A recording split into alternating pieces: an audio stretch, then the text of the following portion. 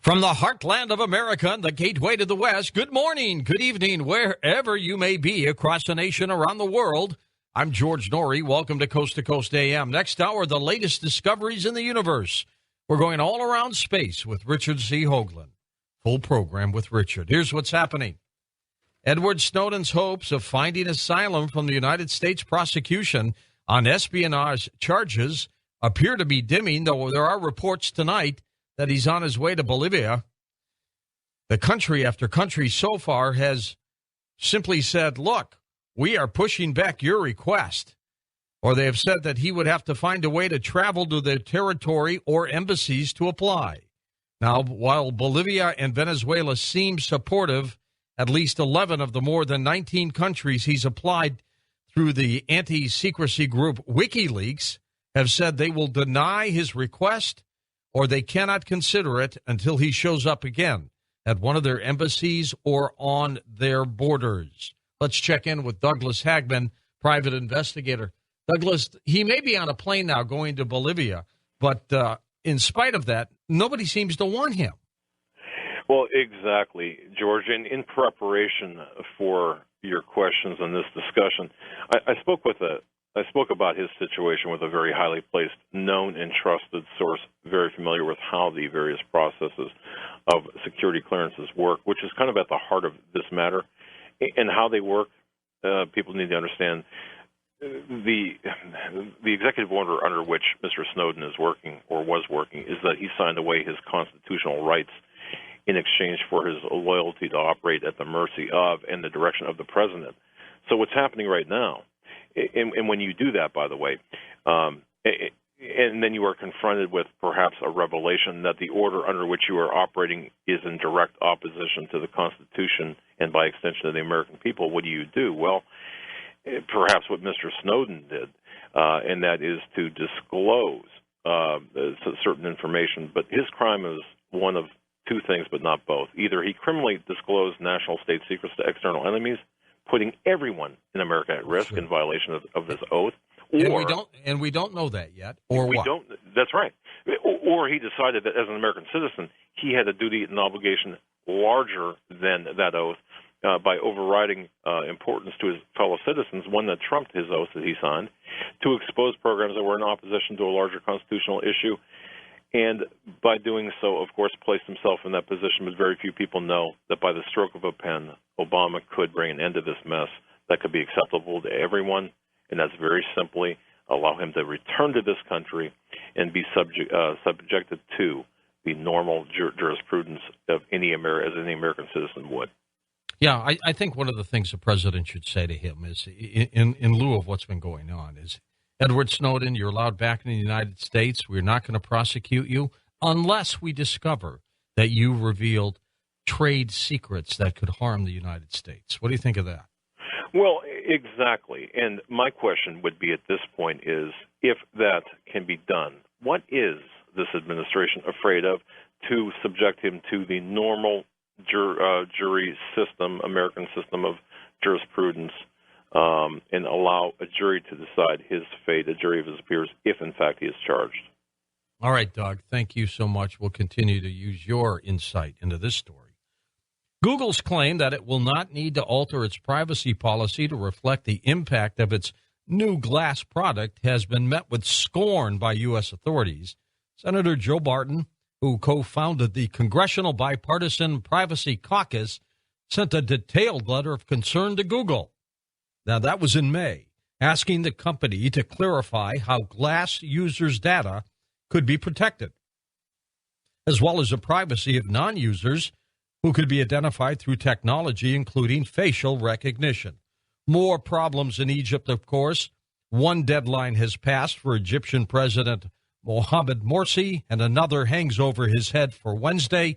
The opposition is saying, look, we want you to leave office. The military is saying, if there's no agreement reached between Morsi and the opposition, they will throw away the Constitution and take other actions. And you can imagine what that will be. The last surviving creatures on Earth will be tiny organisms living deep underground, according to scientists. The researchers, using a computer model to assess our planet's fate billions of years from now, they found that as the sun becomes hotter and brighter, only little microbes would be able to cope with the extreme conditions that the solar changes would bring. How would you have liked to have been Adolf Hitler's food tester back during World War II? That's right. Margot Rolik spent the last few years of World War II eating lavish meals and fearing that every mouthful could mean death.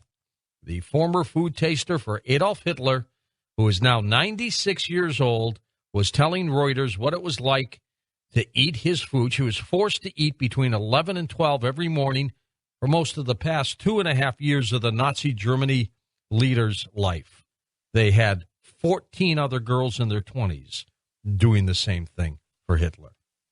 Student loans, interest rates on some federal student loans, namely the Stafford loan for undergraduate students, doubled to 6.8%.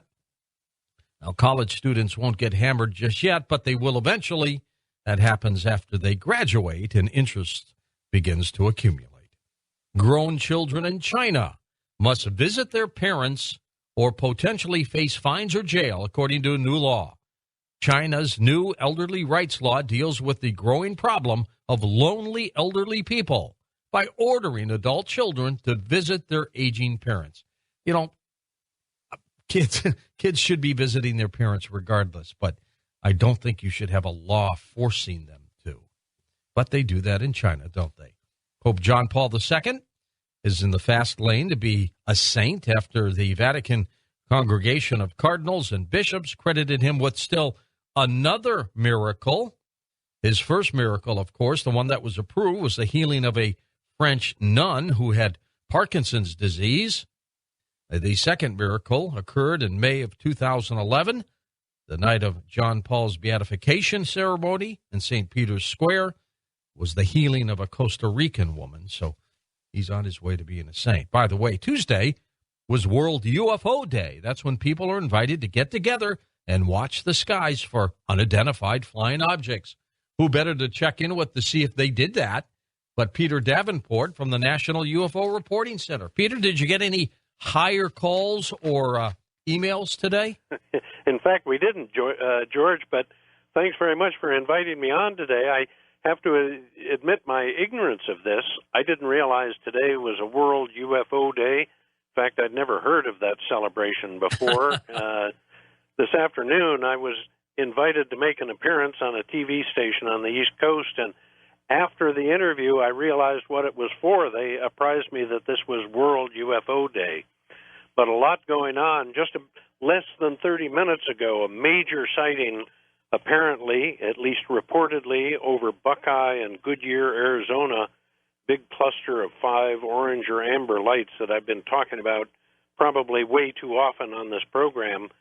But out of, or in recognition of the international flavor of World UFO Day, I had to look it up. It's celebrated in at least 26 nations around the world, representing 5 continents. So I'd like to start with a very interesting sighting that occurred over, I believe it's pronounced Penetang or Penentang, Canada and Ontario. Last night, less than 24 hours ago, 3 sailors were sitting on a sailboat out on the water waiting for the fireworks display for Canada Day, the 1st of July. And they were flabbergasted to see 2 lights descend vertically out of the night sky, pause just above the water for a few seconds. Suddenly they crossed and streaked off at a blistering pace, crossing one another in the sky from the vantage point of the sailors. Also, we've been getting a lot of very interesting reports of dark, unlighted objects passing overhead, usually at night, but sometimes during the daytime. And people are reporting peculiar bright flashes of light in the night sky for which I have no explanation. When we hear a report like that, the first thing I do is check to see whether it might have been the characteristic flash of a iridium satellite, but these don't appear to be that by any means. And I would close by making a special appeal to the coast-to-coast listeners. The the last 4 or 5 4th of July celebrations in this country have been very dramatic with regard to the UFO phenomenon.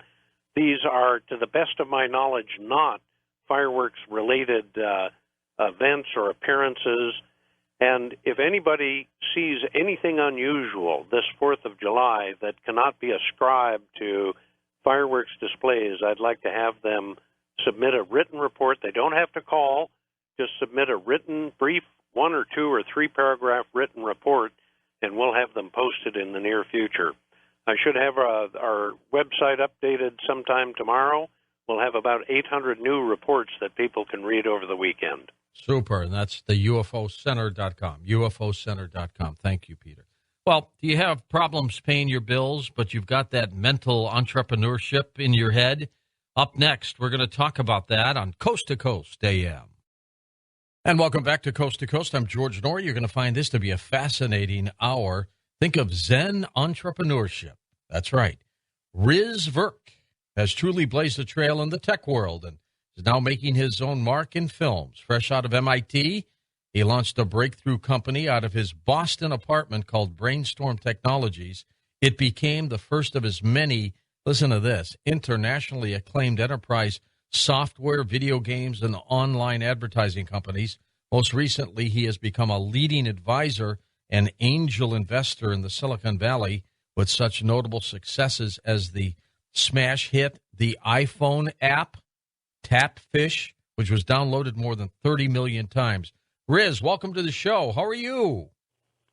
Thanks, George. I'm doing well. I'm glad to be here. Good. Now, these ideas that you had, that you developed, I mean, did they come easy for you, or how'd this happen? Well, sometimes ideas flow easily, but usually in making a business a success, it's not always the idea. You know, there's the old quote from Edison, right, that genius is 1% inspiration and 99% perspiration. Sure is. And it really, no two authors are going to write exactly the same novel, no two painters are going to paint exactly the same picture, and no two entrepreneurs are going to build a company, even if they have a similar idea, exactly the same way. And so, I think a lot of building a business is learning to understand more about our own internal energetic patterns and how they manifest in the external world around us. And I think that's, a key part of my success has been learning to tune in to my own energetic pattern, finding ways that it holds me back, and then using that knowledge through meditation and yoga to basically find a way to transcend and overcome those patterns. Tell me a little bit about your companies that you started, like Brainstorm Technologies, how you developed them, Riz, and then Sure. So Brainstorm was my very first company when I was fresh out of MIT. I was 23 years old at the time. And we started this company to create a bridge between Microsoft and, at that time, Lotus was one of the biggest software companies in the world. So we created a bridge between them. And this company started to grow, and we started, as we got more and more customers, like the New York Times, General Motors, we ended up raising millions of dollars from venture capitalists. And then we hit a wall with our business. And at the same time, I was learning lots about meditation, learning to kind of tune in to energy in the body, esoteric techniques like Tibetan dream yoga, astral projection, synchronicity, all these types of things. And I had tried to keep the two separate. Right? Being an engineer, I want to believe only what I can see and measure. And a lot of this stuff, relies on intuition. But what I found was that my business hit a wall because of a personal pattern that I had. And like many creative people, I like to jump in and do one thing, and then once I've done it, I'd like to jump into the new thing and do that, and then jump into the next thing and do that as well. And what was happening with our business is we were doing way too many things. We had our first product, which was a success. We did a second product, and we did a third product, and we were trying to build a consulting group. So all of these things were a direct reflection of how I held my energy and the way that I like to jump into things. Now, this pattern had a strength for me. The fact that I could jump in and learn something new was part of my personal strength, but it also became part of my personal weakness. And so it was, during that time that I realized, okay, I need to find a way to take the internal side of entrepreneurship and the external side and find ways to reconcile them. Your book, Zen Entrepreneurship, Walking the Path of the Career Warrior. Not everybody, Riz, will be able to be an incredible success financially and come up with different ideas, but they can still do okay. So what do you advise so many people who might be frustrated right now? They might have problems just paying their monthly bills. How do they get out of that rut? Sure. Well, so as I said before, I think it always begins with a little bit of self-knowledge, because whatever rut we're in, whatever situation we're in, we've made a lot of decisions along the way that got us there. And I think having a little bit of knowledge of that is quite useful. So I encourage people to do a little bit of self-reflection and try to be honest with themselves. And I think it's possible for us to be happy and financially successful as individuals or as a business if we can find what I like to call the intersection of the three spheres. And the first sphere is, what is it that you like to do? What do you love? Now, of course, we've all heard the phrase, do what you love and the money will follow, right? Mm-hmm, yeah. But sometimes we do what we love and the money doesn't follow, right? That's true. And that's because we're focused only on that one sphere and not how it intersects with these other two spheres. The second sphere, which I think in some ways is the most difficult, is what are we really good at? Right? And it takes a little bit of, like I said, self-knowledge and honesty here. I may decide that I love basketball, and I do, and I want to be a basketball player, right? But I'm only 5'6", and I'm not really that athletic. And honestly, I'm a better computer programmer than I am a basketball player. Bob Cousy wasn't that tall either, Riz. That's true. Sure. But so I think this part, I'm using an extreme example with basketball, but so often, we set our sights on something, but we're actually good at something slightly different. And sometimes we have to ask other people to try to get that self-knowledge. And then the third area is, what is it that the market wants and that the market is willing to pay for? Now, too often people concentrate only on that third sphere, and then they're caught in a job that's not personally fulfilling to them and isn't really a part of they don't feel like it's a part of their path in life, right? It's just something they're doing to get a paycheck, so then they can go off and do what they love, right? But I really encourage people to look at the intersection of these three spheres and take some time and write down, lists of things, and that will change over time, and to help try to find that intersection. Now, one thing that can help find that intersection is what I call clues from the universe. And there's at least 7 different types of clues, but these are different types of hunches and synchronicities that you can use to help guide yourself, along the way of your career path. Now, these clues in the universe, do we have to go seek them out, or do they come and flow to us? Well, actually, they come to us if we learn to be aware. And so, I like to encourage people to think of their lives and their careers as sort of a treasure hunt, kind of like, the old Indiana Jones films, right, with Raiders of the Lost Ark, where there's some treasure that they were seeking, like the Ark of the Covenant or the Holy Grail. But to get there, they had to decipher a series of clues, and they didn't all come at once.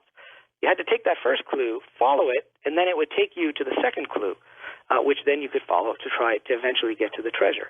And I'll give you a perfect example from one of my businesses of the type of clue I'm talking about, because these clues, they evoke a certain feeling within our mind and our body, and the more we quiet our minds, I like to think of our minds as being like, those snow globes, where if you shake the snow globe, the snow's everywhere and you can't see anything.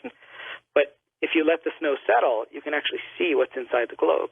And our minds are like that. And if we can settle what's going on in our minds, we can perceive these clues more clearly. So I'll give you this example. In one of my companies, we started in Cambridge, Massachusetts, and we couldn't figure out a name for the company, no matter how hard we tried. So I ended up going home to visit my parents in Michigan for the holidays. And while there, I was driving by Ann Arbor, Michigan, home of University of Michigan, and this name on the side of the building that I'd never noticed before really jumped out at me. I had that kind of feeling of deja vu, like there's something significant about this name, and the name of that company was Arbor Text. And so when I got back to Cambridge, I said, hey, these guys named their software company after their hometown of Ann Arbor. Why don't we name our company after our college town of Cambridge? And we named it Cambridge Documents. And so that was an example of taking a funny feeling, following it to solve a business issue. But then I said, you know what, this clue feels bigger to me than that. So I went and did some research on this company and found out that they were actually in a similar market space. So on my next trip home to visit my parents, the next holiday, I showed them our product, and to make a long story short, over time they became our biggest customer, and they got us into all kinds of companies that we would never have gotten into on our own, like Boeing and Toyota. And clues are like that. They're highly personalized. I mean, somebody else might have driven by that building. In fact, I drove by that building myself many times before and never noticed the name of that company. But they're personalized based upon our situation and where we are in life. Riz, stay with us. We're going to take this quick break. We'll come right back with you. We're talking with Riz Verk, of course, very successful, building many of his own companies, high-tech companies as well. His website, of course, is linked up at coasttocoastam.com. It is zenentrepreneur.com. Don't have to worry about spelling it. We've got that link for you. We're talking about his book, Zen Entrepreneurship. And when we come right back, one of the questions I'd like you to consider asking Riz, of course, is not only how he did this, but how can you do this? Or share your stories with us. Maybe you have done this. That's next on Coast to Coast AM. And welcome back to Coast. A whole bunch of callers from all over the world calling. Riz Verk, our special guest here on Coast to Coast AM. And Riz, your book, Zen Entrepreneurship. Have you been thinking about writing that for a long time, even before the successes? Yeah, well, I started writing it after that very first company, and I started to realize how the hidden worlds were seeping in, right, to what I call glitches in the matrix. These are the clues that I talked about earlier. And so I actually wrote an initial version of this book a while back in 2004, but, similar to what I've been talking about, the clues at that time were more like obstacles coming up saying this is not the right time to get the book out there. We were in the middle of the Iraq War, and I was pretty busy with my own startups trying to make them successful. Now, years later, I'm a much more accomplished entrepreneur. I've invested in and mentored lots of other entrepreneurs and now filmmakers as well. So I'm in a very different place now, and so the clues last year told me this was a great time to really get this book out there and turn it into a how-to practical manual for applying these different principles. Good for you. And so I actually just launched the second edition earlier this month, and it became an international bestseller in 5 different countries. So that was pretty exciting. You seem to have the Midas touch. Well, sometimes it's a matter of tuning into the right timing, and sometimes. In this case, I might have wanted the book to be popular back in 2004, but it was a matter of tuning in and realizing that it wasn't the right time, even though I wanted it to be, and then reapplying energy at the appropriate moment in time. Now, also, some of the things that you have done in the past, did the companies get sold? Did you go public with them? What happened?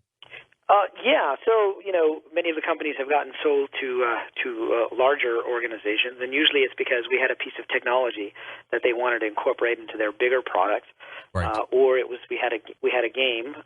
Within the last few years, I've been working in mobile and online gaming, and some of the companies are still going strong. And many of the companies that I've invested in are now part of much larger, well-known Japanese gaming companies, for example. All right, very good. Let's take some calls here for you, Riz. Let's go first to Max in Beaver Creek, Ohio. Max, welcome to Coast. Go ahead. Fine. There you go. I'm going to be a caller. I'm on. You're on. Max, you're on now. Hey, how you doing? This is great to begin a whole deal I am. I have a very simple question. I have a band, or actually a couple of bands. We've started in the 80s. And our singer recently died last year, and we're trying to carry on, but we also have members that have been involved with that band with a new band. And we're trying to look for a viable way to get ourselves out into the system. We're old guys. I mean, we resigned ourselves that we're not a heavy touring band or anything like that, but we want to try to take the internet or the viable capabilities of the online atmosphere to another level. Can you advise me in any way? Well, that's an interesting question, Riz. So what do some band members do to try to create more exposure for themselves?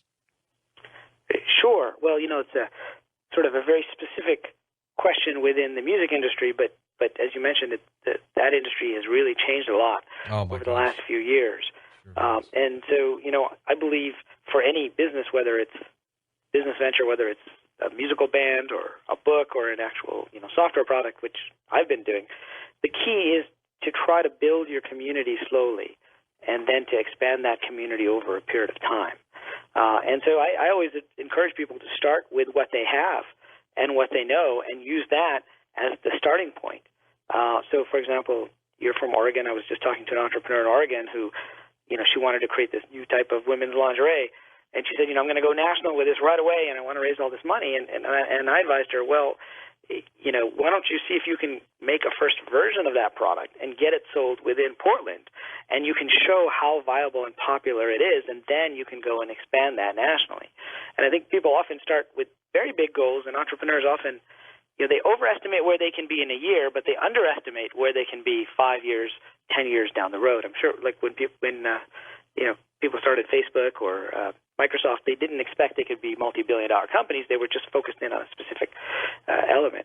But what comes to me is that line from the Beatles. I don't know if you ever heard this line, but they said, we didn't focus on becoming the best band in the world. We focused on becoming the best band in Liverpool first, right?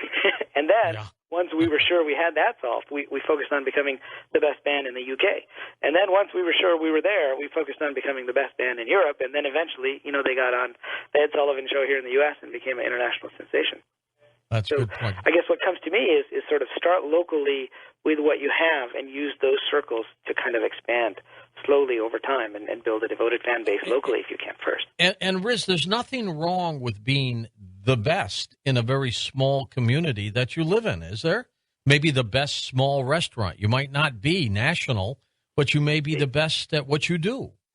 And that's exactly right. And I think sometimes, there's more meaning that we get out of a local business or being a small business that we can control. And we have direct impact with customers. I mean, what happened with most of my businesses is that we'd start off where myself or my co-founders would interact with customers and things would be great. And then later, as the companies got bigger, we wouldn't be able to interact with them directly anymore. And then customer service suffered. And then all these headaches and other things came into play, which often made me wish that we had kept the company smaller. Did you sometimes grow the company too quickly? Absolutely. And in fact, my book is about that very first startup I mentioned earlier, where we were doing too many things and we had millions of dollars in cash from VC. So we did more things with that money, right? And we grew too fast. And eventually, I had to examine that my own internal pattern was responsible for making us do too many things. And I think our internal patterns are like dragons. And there's a great Chinese proverb about dragons. It goes like this: if you ignore the dragon, it will eat you. If you try to confront the dragon, it will defeat you. But if you learn to ride the dragon, you can take advantage of its might and its power. And I think it's important for us to recognize, whether we're somebody who maybe moves too slow and needs to move faster, or we're somebody who jumps in too fast and needs to move slower, and learn to ride our inner dragons.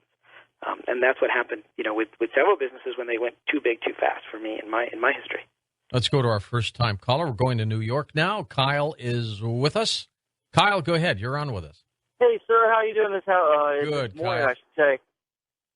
All is well. Thanks. Okay. Well, a little bit about me is I spent the past 8 years in the military. I got out in January, and a week later I went to a commercial diving school in Jacksonville, Florida. And I got finished with it this past Friday and kind of threw all my, eggs in a basket and drove up to Maine to meet a guy for a job interview. Come to find out after I got up there, he wasn't even hiring. And, now I'm kind of stuck between a rock and a hard place because I got student loans, a little bit of what the military didn't cover. And I tried to do the right thing. So I'm looking for advice on how I should go about like recollecting or regrouping and getting to the right spot. Well, you almost become like a therapist sometimes, Riz, with the advice. I mean, there's another pointed question in terms of how he turns his life and career around. Does the book Zen Entrepreneurship address that? Could that help him? I think it could. And, I just made an announcement on my website for anybody who's a recent graduate. And I had said college grads, but I think you qualify, that I'm giving away free copies of the book to anybody who's just graduated and has student loans, et cetera. Just because I think it's important for them to kind of see a story of starting a business and being successful, but viewing it from a completely different perspective.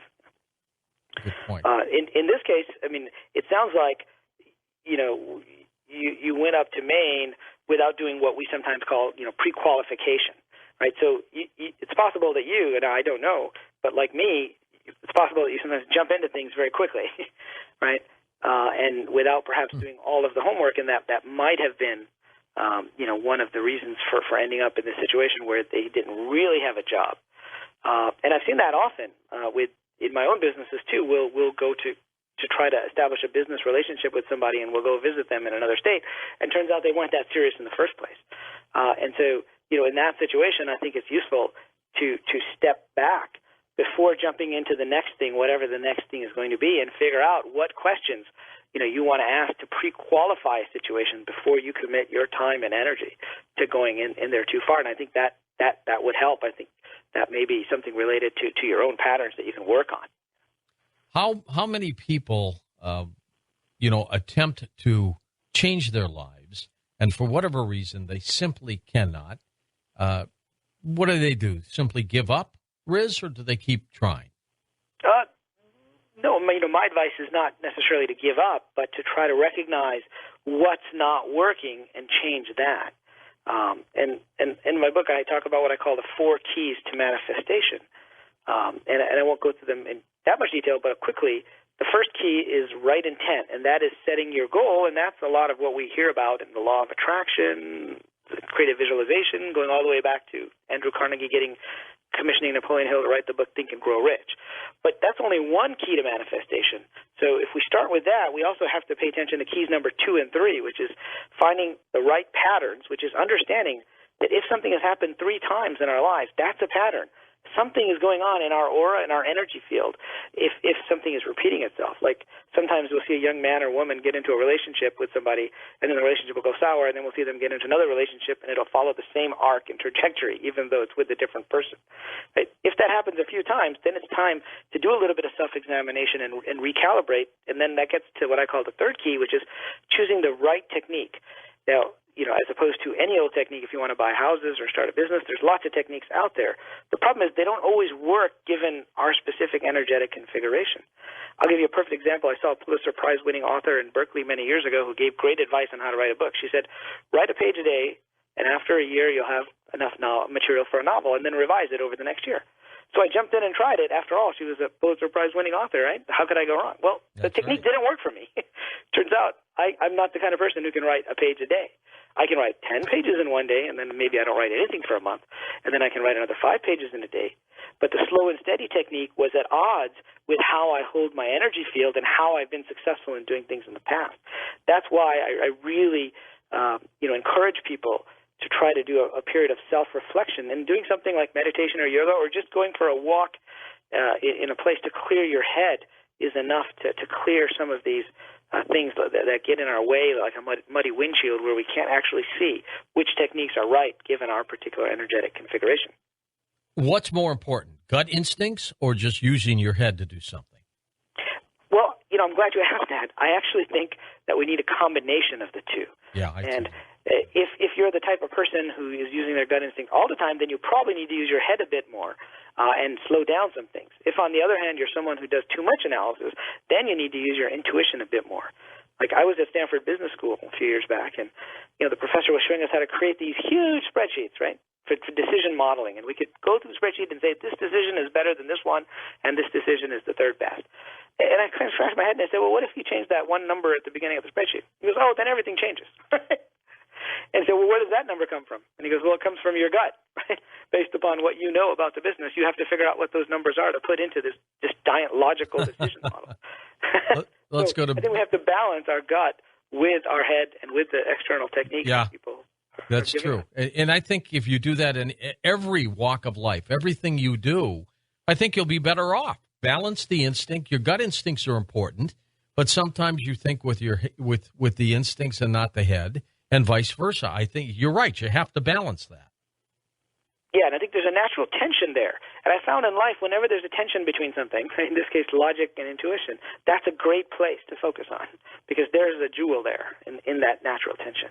Let's go to Bill in West Hartford, Connecticut. Hello, Bill. Go ahead. Hi, George. Yes, hi. I feel like a loser in life, I must confess. I've had I know you're not. Well, let me.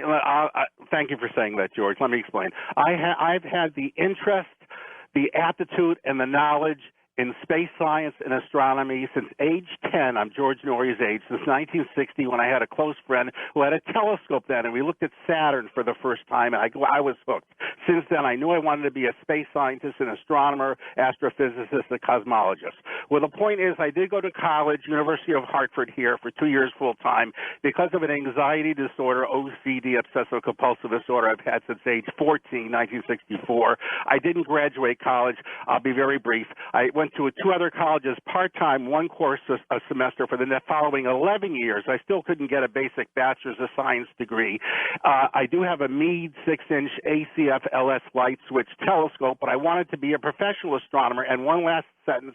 In 1985, I could have gotten the same job that Richard C. Hoagland had, speaking of him the next hour, that he had in West Hartford at the old Jengers Planetarium that's now called again the Children's Museum and Planetarium, but I was too scared and anxious, and I handed in the resume a week too late, and I didn't get it. So I feel that I am not the astronomer, PhD astronomer, that I would have been if I didn't have my OCD problems, obsessive-compulsive disorder problems. So how do you fix something like that? Go ahead, Riz. That's a tough one. Yeah. I mean, that's a tough one, and, I'm not a psychologist. I'm a guy who's learned a lot about using our intuition in business and using that to be successful. Tonight, we're using you in every possible career. Right. But, Carl Jung, the famous psychologist, said, the point of psychology shouldn't just be to try to help people get over a disorder. It should really be to help them discover who they were meant to be. And I believe each of us has strengths and a calling in life, and I think that we're here to walk our own, what I call, unique warrior's path. And I talk about this in the book. And the warrior's path is a combination of the lessons that we're here to learn, and those lessons deal with, our personalities, our energetic patterns, perhaps our shortcomings, perhaps our disorders, right? They're all part of our energetic pattern. So we're here to learn lessons from those, and then we're here to make some kind of a contribution. I think the good thing here is that this caller seems to have a sense of where he would want to go and a path around astronomy and outer space. And so that's what he loves to do, which is the first of the 3 spheres. But I think you have to kind of balance that with the other 2 spheres that I talked about. Is objectively, and I can't tell you, is this person good at certain types of things? Well, what is it that you're good at? I would encourage you to make a list and ask other people, and then match that up with what does the market need. The market could be the local job market. The market could be planetariums around the country. The market could be internet websites devoted to space. As you know, the private space industry is growing really fast, especially here in Silicon Valley. It's kind of the next big wave where people are investing a lot of money since the government is kind of giving up a monopoly on that. And that should lead to all kinds of interesting insights on UFOs and things in the future. But, it's a pretty hot area. And so, that depends how you define the market that you're going after. So that's just more general advice, not knowing enough about you personally to really delve into that. And where do people get your book, Zen Entrepreneurship? They pick it up at Amazon? On Amazon. You can also just follow the link from the Coast to Coast website to my website, which has the link directly to Amazon. And then there's a bunch of free gifts on my website for people who purchase the book as well, including a free ebook by one of the creators of the movie What the Bleep Do We Know, a bunch of books from best-selling authors on manifesting as well. So there's a bunch of free gifts on there as well. Super. Riz, thank you so much, and continued success for you. Well, thank you very much for having me. You got it. We'll be back in a moment. Richard C. Hoagland joining us. Get ready for that on Coast to Coast AM. Martian rock analyzed by NASA's rover Opportunity apparently contains clays formed in a very non-acidic water. That, they say, is an environment potentially suitable for the chemistry of ancient life to brew. Go figure, right? In a moment, we will be back with Richard C. Hoagland, full program tonight, as we talk about many of the things he has been researching. He, of course, is the noted author of Monuments of Mars, Dark Mission as well. Many thanks tonight to our webmaster, Lex Lonehood, by the way, who has put up some incredible images that Richard has supplied him. Go take a look at those at coasttocoastam.com. We shall be right back with the man, Richard C. Hoagland, on Coast to Coast AM. And welcome back to Coast. I'm George Norrie. Of course, you know him, Richard C. Hoagland, former Space Science Museum curator, a former NASA consultant as well, was a science advisor to Walter Cronkite in CBS News during the historic Apollo missions to the moon. And for more than 20 years, Richard has been leading all kinds of investigations into the possibility of intelligently designed artifacts on Mars and perhaps the rest of the universe as well. His books, again, Monuments of Mars, Dark Mission, website, enterprisemission.com, Richard C. Hoagland. If I had an audience here, they'd be applauding for you. Richard, how are you? Good morning or good evening, as the case may be. Funny story. We had a call from Bill from Hartford, Connecticut before you came on. He said he was a week late from applying for that museum curator's job that you got. Small world, isn't it? That's amazing. It really is. Really is. He said he needed it, he wanted it, but by the time they got there, they were telling him, Mr. Hoagland has it. Unbelievable. Can you, by the way, tell the board that you're cutting in and out? The board has heard you, so be it. Can you hear me now? You hear me now? Oh, yeah. Okay. Let's do a commercial, quick. There is no commercial right here. It's all you. Can you hear me, Richard? I can hear you, yes. Okay. All right. Very good. All right. So let's get into some of the things you've been working on, because I really haven't talked to you in a long time. It's been a month of Sundays, as my grandmother used to say. I think that's 30 Sundays. Yeah, exactly. Exactly. So, Richard, let me ask you this as we get going into this. They're doing a lot of things in space right now. Lots of things. What's going on, first of all, with the rovers that are on Mars? Well, we've got two surviving ones. One sent up several years ago, Opportunity, which is going and going and going. It's like the Energizer Bunny. And then we have this new guy on the block, or gal. I think Curiosity is a woman, I think. And that's the nuclear-powered rover that was landed successfully just short of a year ago in August in this place called Gale Crater. And it's been making the most astonishing discoveries, some of which NASA's officially reporting through press conferences and teleconferences and, what they're posting on the website and officially, acknowledging.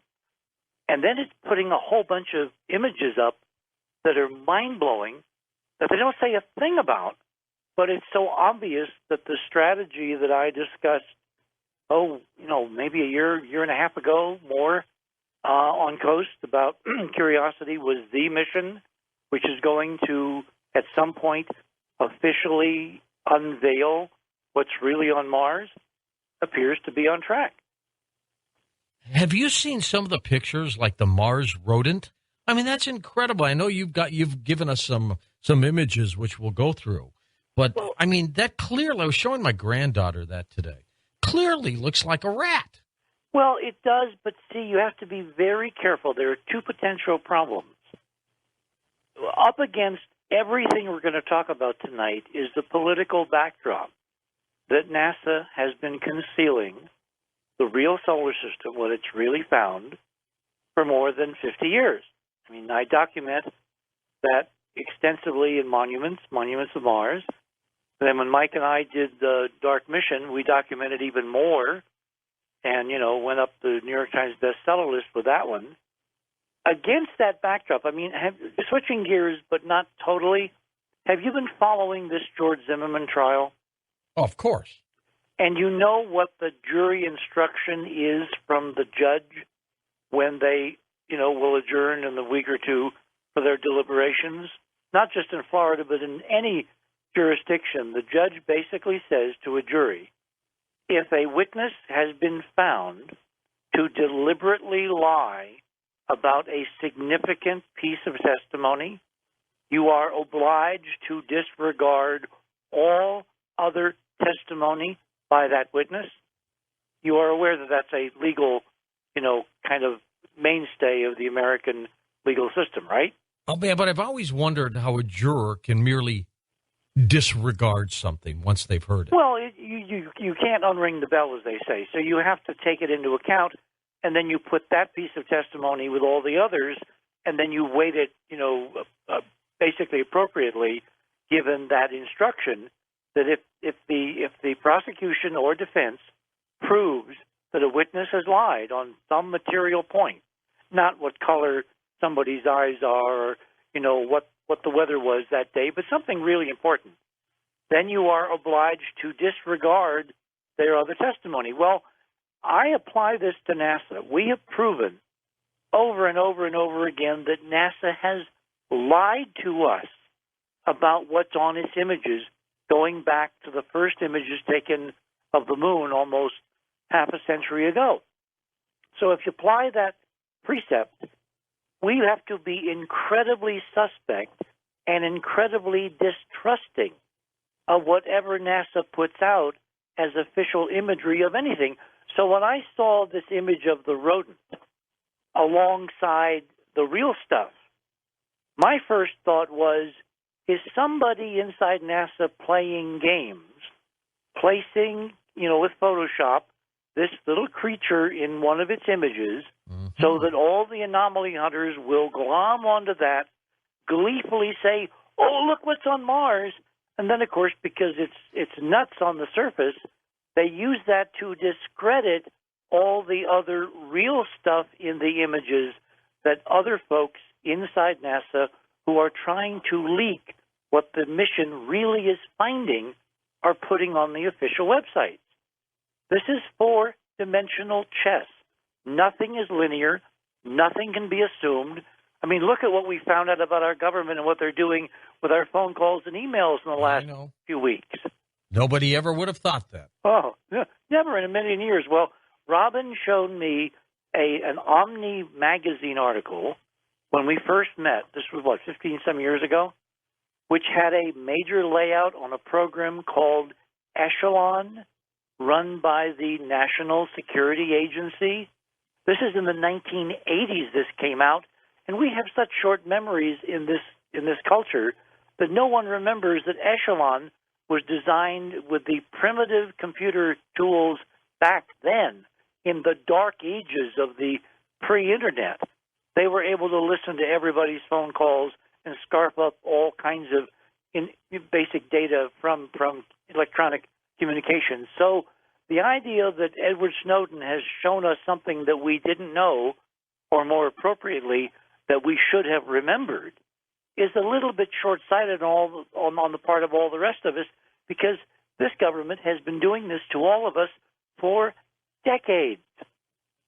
Do you think it would be a joke for them to, Photoshop the rodent and pop it into a picture? Well, no, it wouldn't be a joke. It would be a way to discredit folks like me who come on Coast tonight and are going to discuss the real anomalies, the real artifacts, the structures, the geometry, the evidence of machinery, of broken tools, of construction, of walls, of geometric, linkages. All that stuff gets lumped into the same category, because if you can discredit, again, like the witness, the person telling you the story with one piece of later demonstrably false information, then you can discredit their entire story. Oh, have we lost you, Richard? Yep, we sure have. So we'll call you right back. So that's probably one of the reasons why, Richard, you couldn't hear me. Your phone line is going somehow. Or talk about being discredited, they have clipped you off again. So I trust we can get you back on, but, well, we shall find out. Let's see if he's back there. Richard, you with us? Okay, there's no Richard there. So we'll try to get him back on. If not, folks, we're going to have a show of open lines for you here on Coast to Coast, and I think it would probably be prudent to give you the phone numbers just in case. West of the Rockies, 800-618-8255. East of the Rockies, 800-825-5033. First-time caller line is 818-501-4721. The wild card line is 818-501-4109.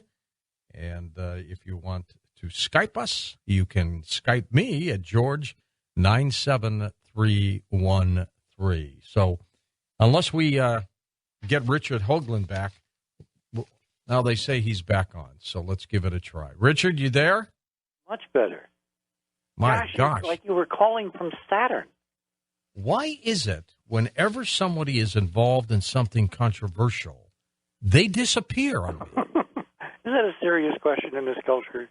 I mean, it was just gone. Remember, we now know from official testimony in front of Congress that this government is doing all kinds of things that if we'd realized it, we wouldn't have allowed them to do. But like turning up the water on the frog, the classic cliched tale of the frog in the pail on the stove, and you turn the water up, or the temperature up slowly, and it gets to the point where he doesn't know that he's being boiled to death. We're a culture that has not known en masse that we are being boiled to death by a succession of lies and prevarications and half-truths and outright hoodwinkery. And, you can generalize from the area where we can prove it unequivocally on these NASA images, and now we find in all kinds of other areas what those of us who are mislabeled as, conspiracy theorists have been claiming is absolutely true.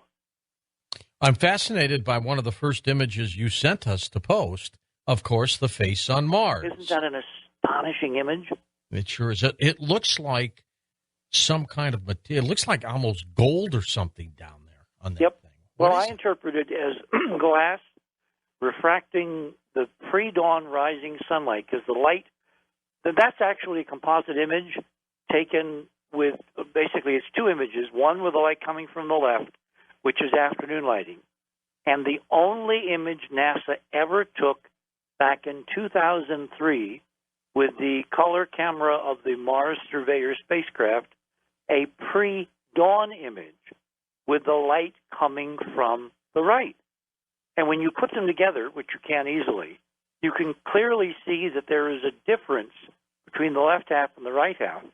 The left half, we've thought for a lot of reasons for a long time, was very eroded and degraded because of the prevailing winds on Mars, which basically sandblast all rocks and structures and even man-made things or artificial things. The area on the right, the right-hand side, those of us that have studied this for decades have always felt was much more protected and was much more representative of what this thing looked like when it was a brand new mile-long statue lying there in the Martian deserts. Well, in their infinite wisdom, they took a picture with the Mars Surveyor spacecraft. Mars Odyssey. You can get these things confused. The spacecraft that was named after Arthur C. Clarke's 2001: A Space Odyssey, in a special homage to Arthur, even before he had left this mortal coil. Anyway, with the Themis camera, they took that color picture at dawn, actually pre-dawn. The sun is not yet above the horizon, and it is a stunning, glistening, color prismatic array of geometric structures.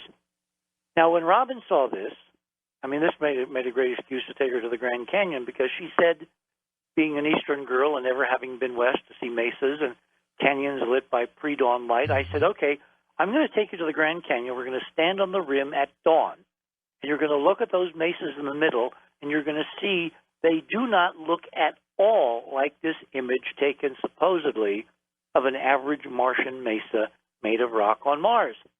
So we went to the Grand Canyon, and we went up from our hotel, pre-dawn darkness, drove an hour and a half up from the little hotel we were staying in Flagstaff, and there as the sun slowly rose, as the twilight slowly got brighter and brighter in the pre-dawn darkness, she looked at those mesas, and they look dark. They look like rock.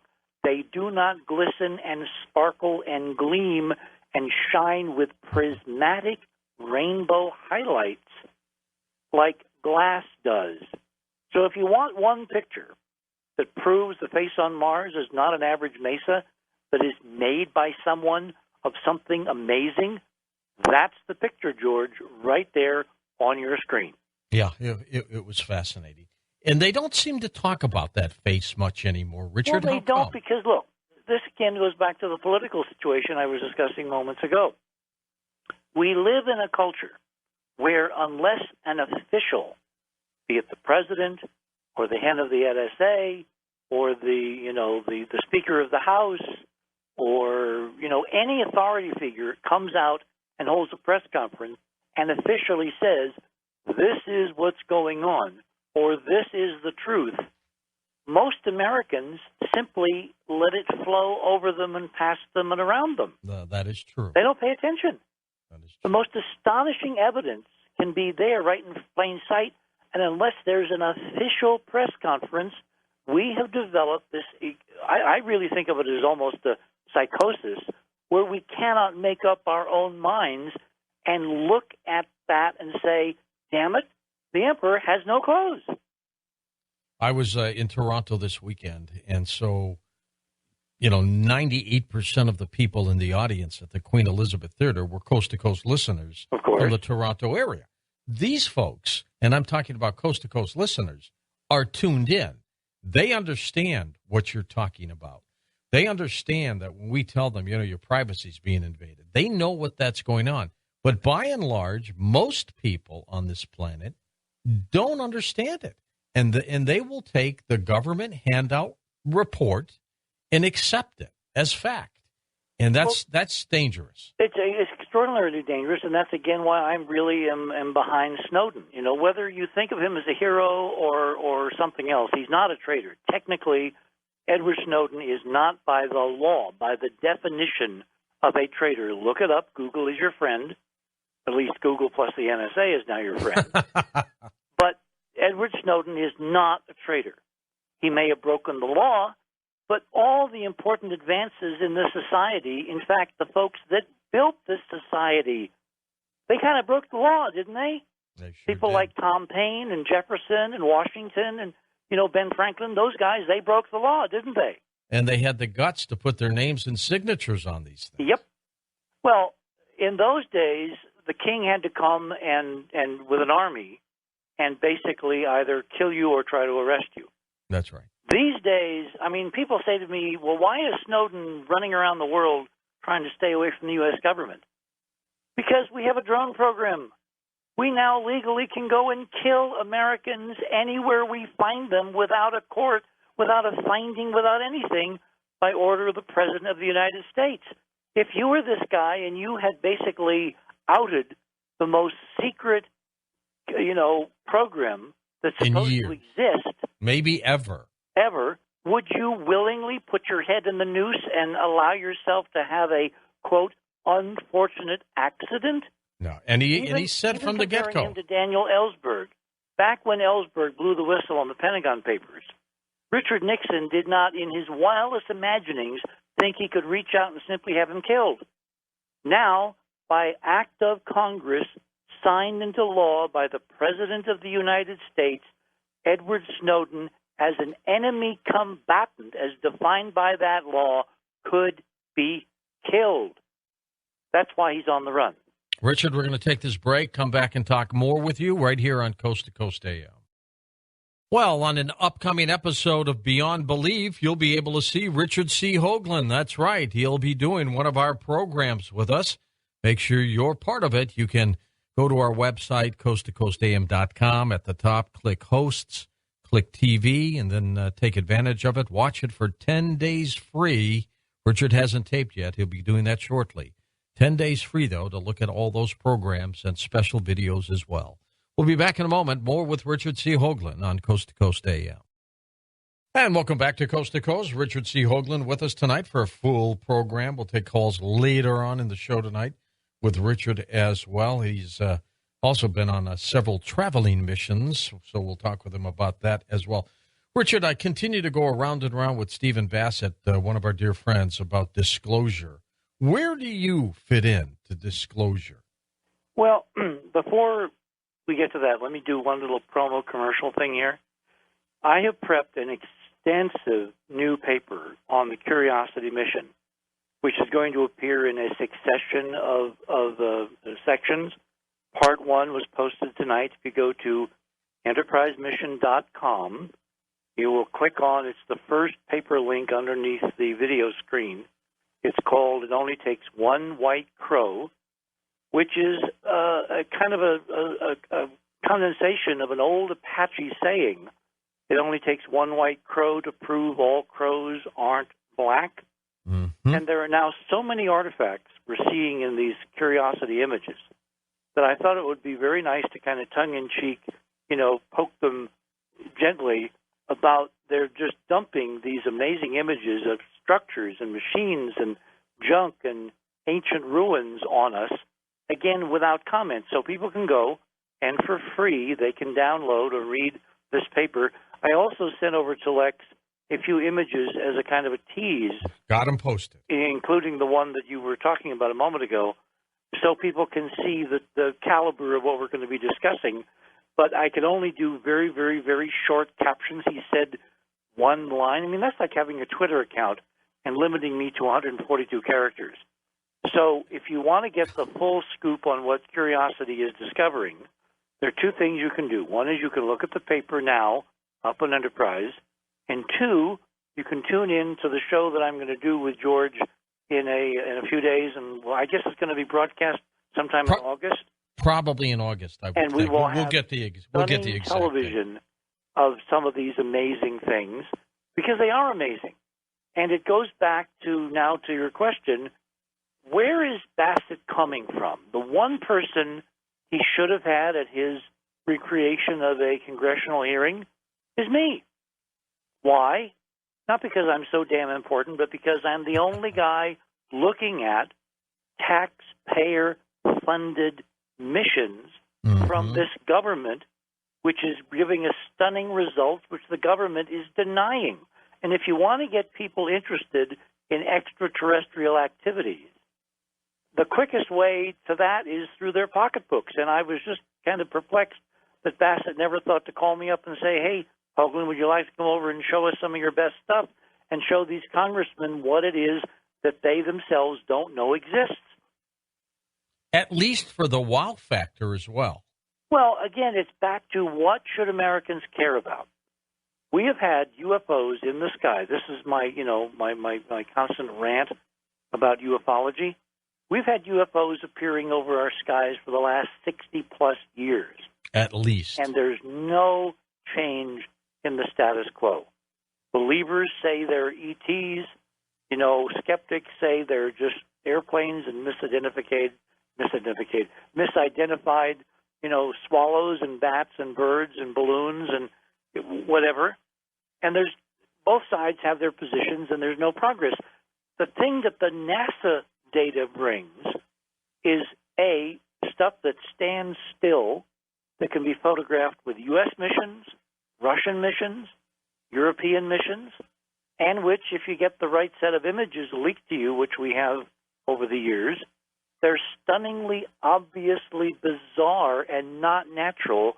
And I go back to that Apache aphorism, it only takes one white crow, and we've got flocks of them now that are all glistening white in the sunlight, proving that crows are not black, and yes, there are artifacts on Mars and on a whole bunch of other places in this solar system. But back to Bassett for a second, and again, I think the world is Steve. I want you to know that. I still don't believe government is going to freely disclose anything, Richard. Well, I don't think that it will do it on its own, but I think there are conditions under which government can be forced to basically disclose, and I think that's some of what we're seeing now. I was at a conference, a few weeks ago in Scottsdale. In fact, I think you're talking to the same folks about doing one in California, and they want to invite you. Oh, okay. Had something like 500 people in the audience. I gave 2 presentations, Saturday and Sunday. I had to follow Graham Hancock on Saturday. Can you imagine having to follow Graham? Graham was your warm-up act. He was my yes.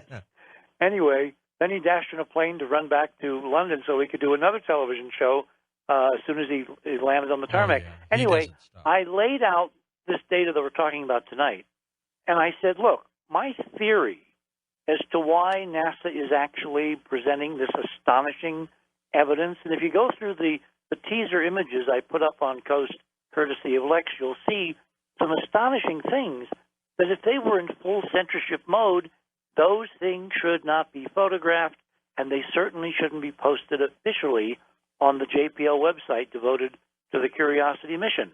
So how do you explain the apparent paradox?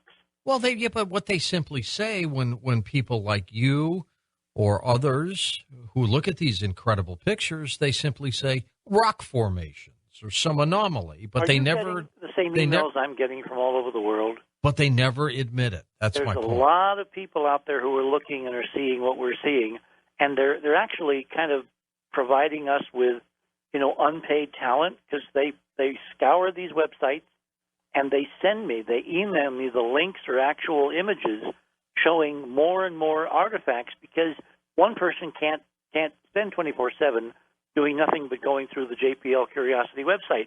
So let me get to the political thing that I think is explaining this. Okay. I think this is a CYA operation. Do I have to define CYA? I think you should. It's cover your posterior. All right. Except that begins with a P and the actual word begins with an A.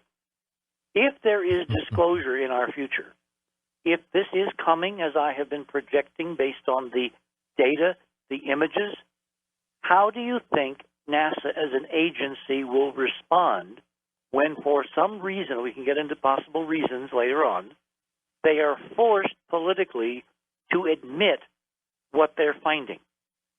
They, A, have to pretend they only recently found it, and B, they have to be able to point to a website and say, well, there's no cover-up.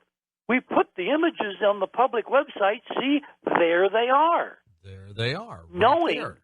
That the American people, and more critically, the American media, the press, will not blow the whistle on them until given official permission. That's true. So they're in a perfectly preserved political position where they are basically covering their behinds in an elegant way, giving us stunning data to post and comment on and analyze, which I'm doing beginning with this Curiosity paper that was posted tonight, courtesy of Tim Ventura, on our website. And there will be a follow-up in the next week or two, part 2, which will have stunning additional stuff. And I think that this is pointing us politically toward the D word. Sometime in the next few months, in my email to you, I was kind of tongue-in-cheek, and I said could be in the next few hours. But in the next few months to, let's say, a year, I believe firmly that there will be an official announcement, an aha, that NASA is unable to deny any longer that what it has landed amidst in Gale Crater is a stunning treasure trove of ancient, intelligently made artifacts currently in ruin. And this, in fact, was the reason they picked Gale, because it's the raison d'etre for the, quote, safe disclosure. Well, one of the pictures you sent us clearly looks like a shoe to me. Doesn't it? Unbelievable. It looks like a tennis shoe or some kind of shoe. The Martian Nike. Yeah, that's exactly what it looks like. And it was right in front of the rover at the Bradbury landing site where they landed. They turned on these, they have 17 cameras on this thing. 3 or 4 exquisite color cameras with super resolution, a bunch of black and white cameras that are used for navigation and for hazard avoidance. They took this picture of this little shoe, and I say little, and I'll tell you what it means in a minute, right there, like in front of the rover, a few feet away, and you can get the scale by looking at the panorama.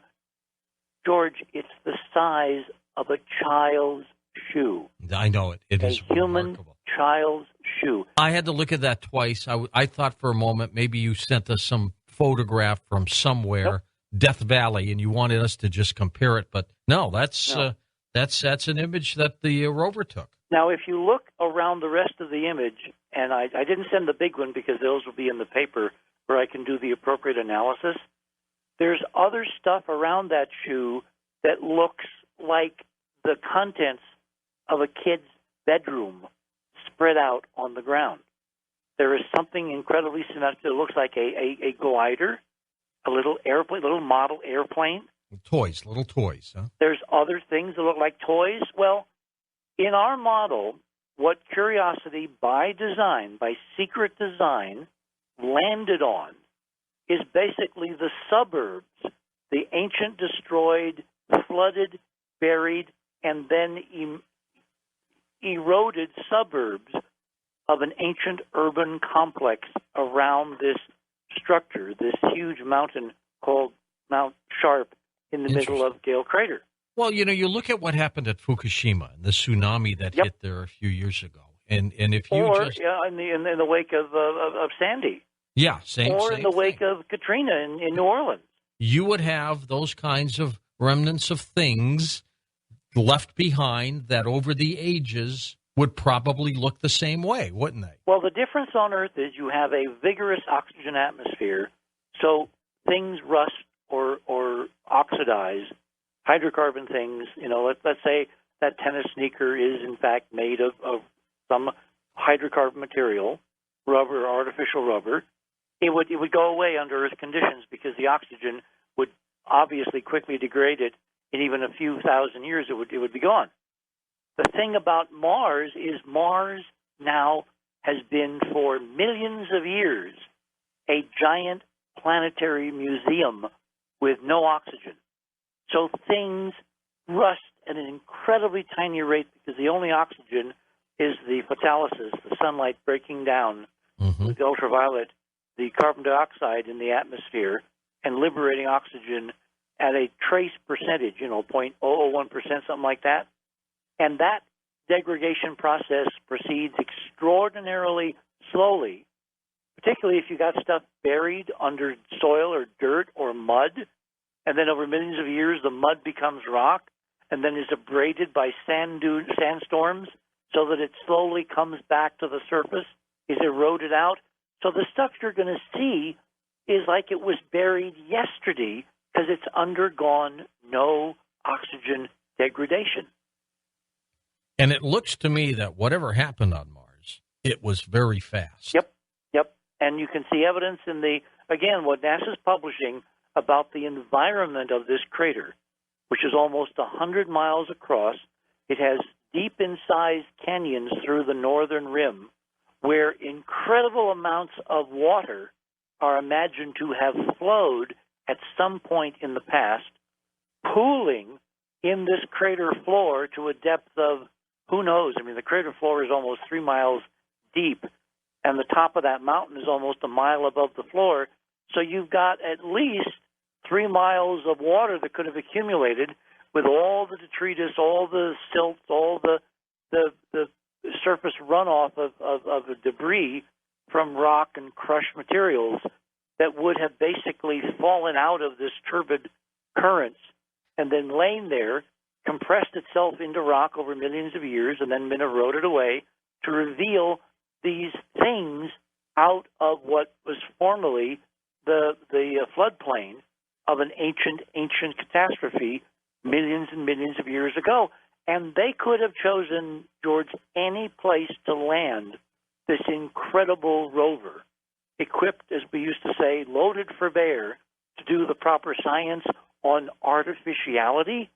And of all the gin joints in all the world, where do they pick to go? They pick Gale Crater, where this stuff is in places lying on the surface to be photographed in the first color panorama that they shot. The late Tom Van Flandern, one of your dear friends. Oh, he'd be having a field day with this. I was going to say, if he saw this kind of technology and images. I was thinking of him this evening, George, thinking about you and what we're going to talk about, and I hoped he was looking down and smiling because everything Tom was projecting for the catastrophe that overtook Mars, the planet that exploded that it used to orbit, the huge floods released by that catastrophe, the idea there was an ancient civilization there of which we were seeing bits and pieces even, a couple decades ago, all of that is now coming to fruition, and Tom tonight is right here with us enjoying what we're finding. I love the technology. So what in this area, and next hour I want to get into some of your missions because you've been all over the planet lately. But in this mission, what's new? What are we going to get besides the images that you continue to find? I mean, any planned missions to Mars, robotics or otherwise, that will give us more information? Until we get men and women on Mars, this is about as good as we're going to be able to do. This thing, as I said a moment ago, is loaded for bear. It carries for one thing, an incredible, sophisticated chemistry lab, which if you take the scoop and you dig it in the soil and you drop it in the hoppers, it can tell you down to parts per million what is in that soil, up to and including organic or organic compounds which have not been oxidized by the trace oxygen in the current atmosphere. It also has the capability to drill into the surface features, either rocks or something else, and reduce, let's say, for instance, that they chose to drill into an artifact, some actual mechanical thing made of aluminum or some other metal.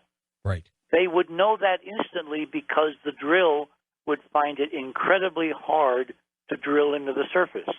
They have little feedback sensors on the drill that tell them how much pressure is being applied, and they would know that they were not drilling into rock because they'd be seeing a very different kind of flaking, like when you use a high-speed drill and drill into a piece of metal, you get these curlicue metal corkscrew little thingies.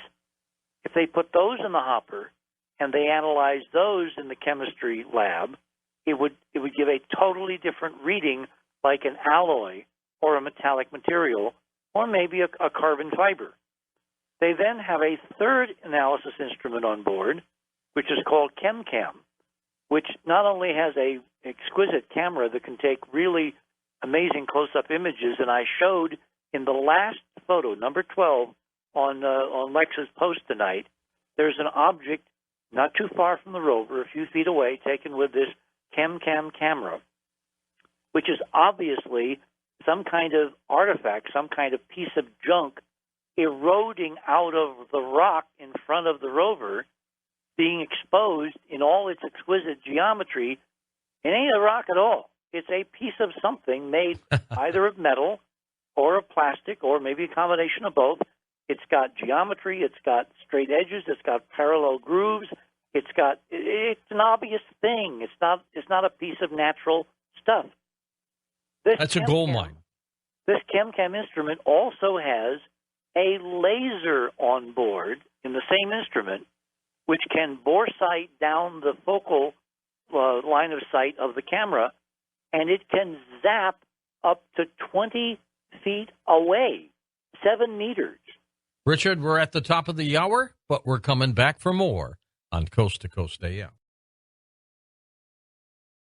Astonishing, riveting as we talk with Richard C. Hoagland about things in space. More to come on Coast to Coast AM. And welcome back with Richard Hoagland. Richard, how do you feel about the privatization of space? Privatization? How do you feel about that? I missed the whole sentence. Did you really? Here we go again. Might have to call you back. How did you feel about the privatization of space? Well, it's got good sides and bad sides.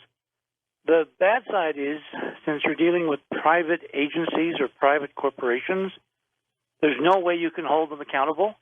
I mean, at least with NASA, if you can get a congressional hearing or you can get serious attention from policymakers, you can, because we, the people, support what they're doing with tax dollars. You have some, at least, vestige of control, and you have political leverage.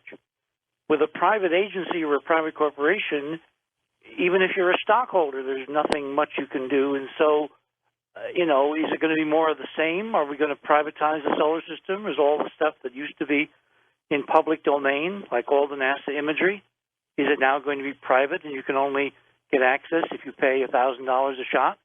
So I can see upsides and downsides. What would have happened during the Cronkite era when we went to the moon if it was private? Do you think we would have accomplished it as quickly as we did? Well, no, because it required a national public bet. I mean, it's kind of like taking out insurance.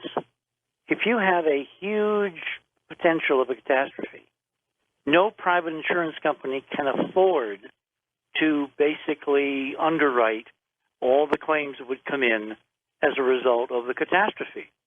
And if you look at the federal insurance program, you'll notice the private insurers do not offer flood insurance. It is a federal program because only the feds are big enough to withstand all the claims from people who get washed away in some kind of a major flood situation. It's kind of analogous to the space program where you have a huge investment, all the technologies, all the people, development, research and development of spacecraft and electronic systems and communications and antennas all over the world and ships for recovery and tons and tons and tons of testing.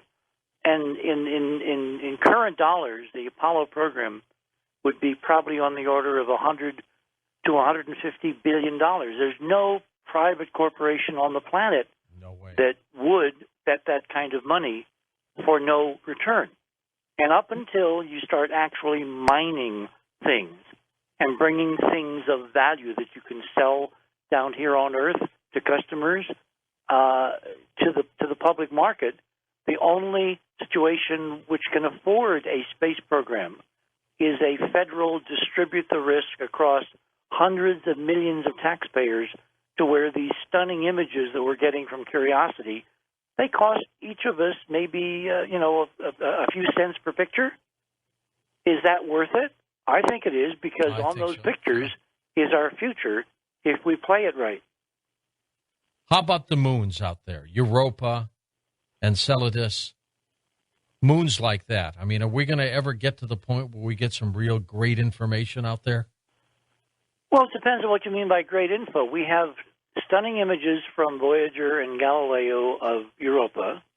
It was on the Voyager data that I first realized there possibly was a planet-wide ocean under all that ice, and I was the first to publish that theory back in Star and Sky in 1980, and I proposed then that there could be living things swimming in that ocean, which, if the calculations of the geodynamicists were correct, if the water under the ice of Europa is currently liquid, the numbers say it always had to have been liquid, because if that ice ever froze, there isn't enough energy exchange in the Jupiter system for it to rethaw, which means we had on those first Voyager images from Europa images of a place where liquid water, which is the essential for life, would have been present on Europa for as long as water was present here on Earth.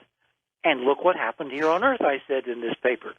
By analogy, the same really amazing, cool things could have happened on Europa, except now the oceans with that life were sealed inside an ice cover, and to find out you would need to land, drill through the ice, and send robots, because you can't send men and women for a long time because the radiation levels are much too high and our technology is much too primitive to handle that level of radiation.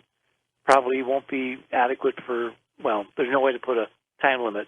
But robots don't care about radiation. You can make them pretty radiation immune for a year or two, and so, you could land robots on Europa.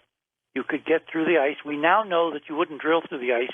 You'd basically sidle up to one of those fissures that we saw in those original images, and you could almost just drop a probe down through the fissure, like some of the crevices in glaciers here on Earth or in the Arctic. And then you'd know pretty quick whether there was something alive down there. And given that it's had 4.5 billion years of separate evolution, it could be as sophisticated or more than life on Earth. There could be, and this is going to sound mind-blowing, there could be vast equivalents of intelligent, cetaceans, whales, European whales, living in the oceans on that second major satellite out from Jupiter. That's true. That never know that they exist in any other realm than in that ocean. They don't know there's a universe. They can't see the stars. They have no concept of other planetary systems, a galaxy, a universe. Their whole universe is that ocean, and suddenly something drops in and says, "Hi, you're on Candid Camera." Absolutely. Well, you know what? One day we'll get all of those answers. This push, though, this announcement, this official announcement that you believe could be coming, Where would it come from? Would it come from this government? Would it come from another government? How would it happen? Well, given that we're the only game in town with a nuclear-powered rover on Mars, and we have the only technology, I was at the end of the last segment, I wanted to say that this ChemCam has this laser, this, space-age sci-fi kind of ray gun that can literally reach out and zap 20-some feet away, little tiny bursts of plasma using the beam, the laser beam, to vaporize material. So in a circle, like 20 feet around the rover, they don't have to drive right up to something to zap it with this ChemCam laser instrument, and then they read the spectrum of the vapor that's produced by the sudden super hot vaporization of this little burst of material from the surface of whatever they aim the laser at. And so they can tell the distant composition of objects that are 20-some feet from the rover itself as they drive here and there en route to wherever they're ultimately going to be going, which we think is pretty far up the shoulders of this central mountain in Gale Crater called Mount Sharp. That gives them the ability, the remote sensing capability, to not have to physically go and pick up something to analyze it. It gives them a standoff remote ability to sample machines, tools, sneakers, old TV cameras, dolls, whatever is coming to the surface through this eroding mud turned into rock. They will be able to remotely analyze it, and all that data, together with the images, is being stored somewhere, not currently accessible, probably to most of the folks on the mission and certainly to most of the American people. But there's an archive being built. I mean, I've been watching the activities of this rover, and they first went east toward a place called Yellowknife, which is a kind of a low dugout region at the bottom of Gale that's the lowest point in the northern part of this crater floor, before they turn south and actually head toward the mountain, which was ostensibly their major target. En route, when they had to go the 300 or 400 feet to get from the landing site to this area that they've been examining now for several months, they passed object after object that was stunningly weird and anomalous. And it's like, I mean, you could almost make the cliche joke that for a rover named Curiosity, it exhibited the least curiosity of any NASA mission in the anomalies it was encountering on the landscape, because they kept driving by. It was like when you're on a road trip with your family, and your dad's driving, and you're in the back seat, you're looking out the window, and you see one of these highway markers, historic landmark, yeah, and you're reading half of it, and he's driving at 60 miles an hour, and you say, oh, go back, that's really interesting. And he says, oh, no, we got to make so-and-so by sunset. That's what the Curiosity team's been doing. They were driving past all the really wondrous things they were taking pictures of and never stopping to examine them, even with the laser. Or did they go and stop and we just don't know about it? That's the other possibility, because we're not monitoring 24/7. The way the technology is, they can't send live video imaging. They take images, stills. Those are put on, memory, solid-state memory in the rover. They then have to wait for a orbiting spacecraft, either Mars Odyssey or Mars Express. They used to use Surveyor, but it's no longer with us. Orbits overhead, acts as a radio relay, relays the uplink from Curiosity up to the Mars orbiting satellite. Then that satellite sends it on across the solar system to the huge antennas on Earth, where it's downlinked, sent by another satellite around the Earth to JPL, where it's put into the archive, and it's posted maybe 2 or 3 days later. So in that long gap between taking the images and showing to the public, any damn thing they want to have happen could happen to those images, including a whole bunch we never get to see. And then, of course, Richard, there's always the moon. I mean, I remember listening to you talking about the glass structures on the moon. They're still there. Still there. Nobody's really picking up on that anymore. Well, it's not nobody. There's a huge online community which is looking and talking about this stuff constantly, but it doesn't get to the mainstream unless some official person, right, or some official agency says, "Okay, folks, it's okay now to think unusual things. You may now think about ancient artifacts on the moon."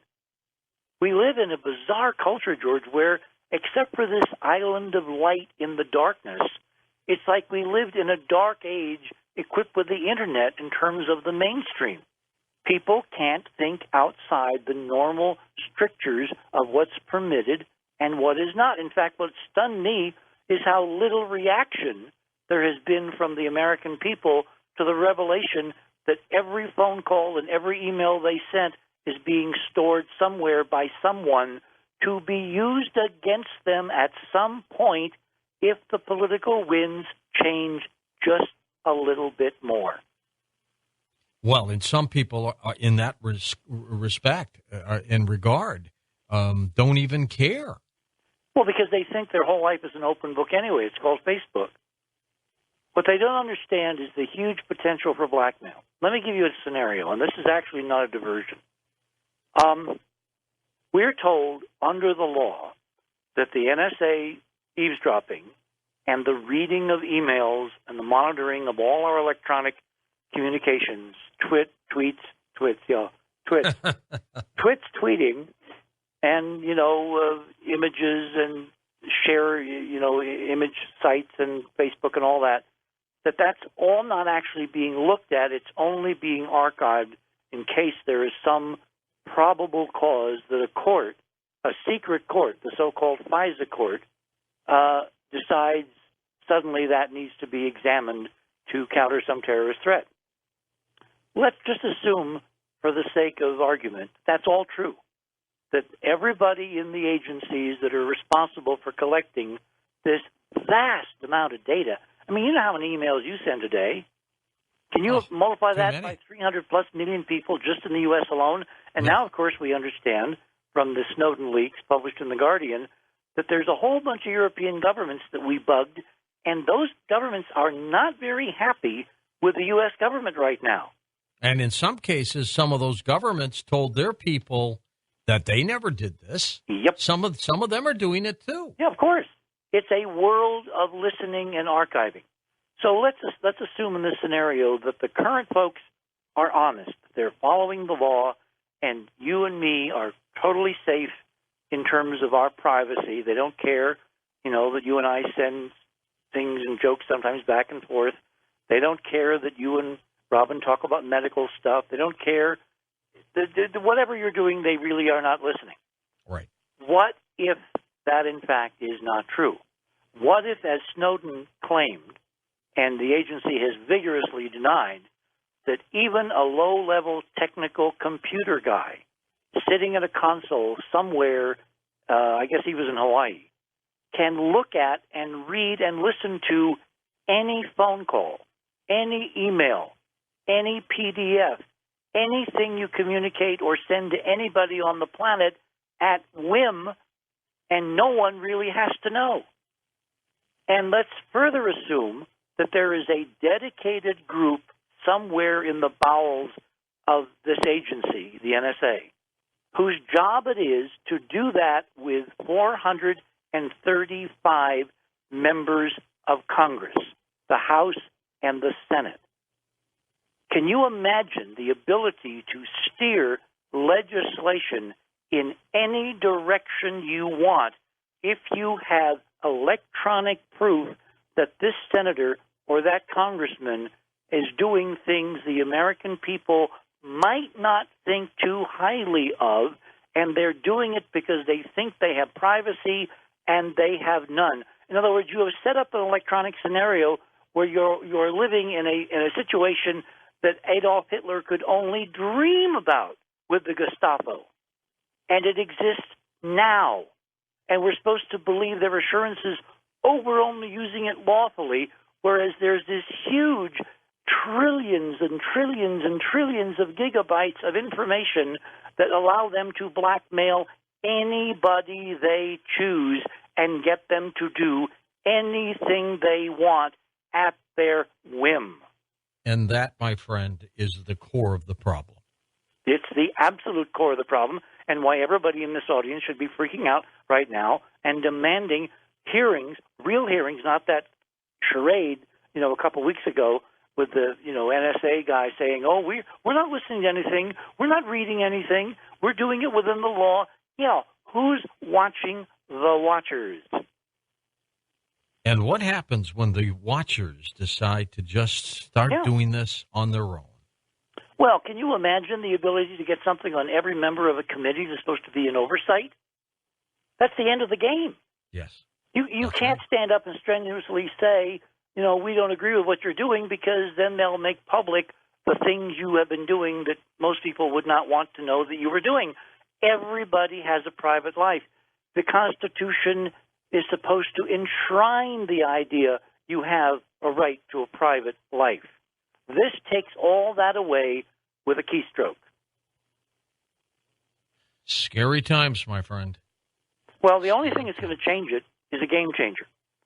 And I think I see a bright light on the distant eastern horizon that is a game changer, which will give us a totally new context to reevaluate all of these things that, like that poor frog in the pot, we have allowed under the guise of security to be heaped on us, one incredible piece of legislation at a time, to where suddenly everyone is subject to blackmail. Everyone. Scary times, Richard. Well, now how does this turn into what is going on now with the space race? Well, remember, we discovered and published, and have been doing this for like 30-some years, that the most sacrosanct, holier-than-thou federal agency that would never have a reason to lie, i.e. NASA, has been lying left and right, up and down and back and forth to the American people ever since, and even before, Americans landed, blueprints on the lunar surface. And I used to think, if NASA could be found to have lied, when what it's doing ostensibly has no real-world material connection to people's everyday lives, there's not a lot of money at stake, there's not stakeholders, there's not huge political, conflicts over various points of view, like all the other contentious public policy issues that we see covered on the news. And hold on, Richard. More coming up on Coast to Coast AM. Hey, do you follow us on Facebook and Twitter? You can. Simply go to our website, coasttocoastam.com. Up there in the far right-hand corner, just click the two icons and follow us along if you would, and enjoy. And don't forget picking up our apps as well, the iPhone apps and the Android apps as well. And just go to coasttocoastam.com. You should do that every day anyways and take some time looking at the stories that we post and the highlight reel and all that. We'll be back with more with Richard Hoagland on Coast to Coast AM. And welcome back to Coast. Richard C. Hoagland with us. Richard, when you go on these events and you're taking special readings, what are you doing? Explain that for me. Well, as you know, we started looking at this idea of an alternative or a rediscovered physics based on the math and geometry that I and some of my colleagues, like Errol Torrens, found at the ruins on Mars photographed by Viking back in 1976. Now, I didn't jump on the bandwagon in 76, I have to admit. It took me until the early 80s to actually take this seriously. But as we began our investigations and we put together orthographic images of Cydonia on Mars, and this, of course, is covered at the beginning of this new paper on Curiosity that we posted tonight on the Enterprise website so people can have a sense of the history of how this has kind of all started. We noticed that in this geometry and mathematics, there was almost like a recurrent theme. And through a lot of history I don't have time to go into, that eventually led us to a set of mathematics that appears to have been an ancient physics, which modern scientists in some parts of the world, not so much here in the United States, but in places like the former Soviet Union, we're in the process over the last 50, 60 years of rediscovering and, more important, applying as a series of technologies which can do absolutely astonishing things. So, long story short, I eventually was able to move from the theory part to where, through a departed friend of mine, a physicist named Bruce De Palma, who I've talked about many times on Coast, right, who was the late brother of the famous film director, Brian De Palma. Brian. Bruce had done a series of laboratory experiments, and he had discovered some very extraordinary anomalies in rotating systems. He had gyroscopes that he would rotate, and then he would swing them on pendulums back and forth. And he noticed and noted down and published, monographs of the extraordinary anomalous motions that rotating objects exhibit compared to non-rotating ones.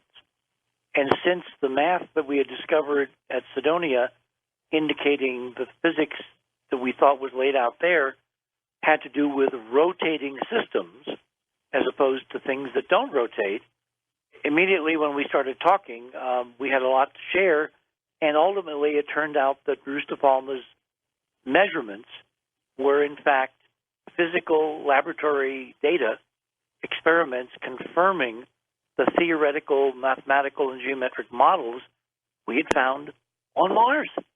This is mind-blowing. The same. How could you find real stuff? Yes, if as the critics say, we're just projecting our weirdest psychologies on a pile of rocks on a place on a desert on Mars. The answer is, of course, you can't, because the Martians were real.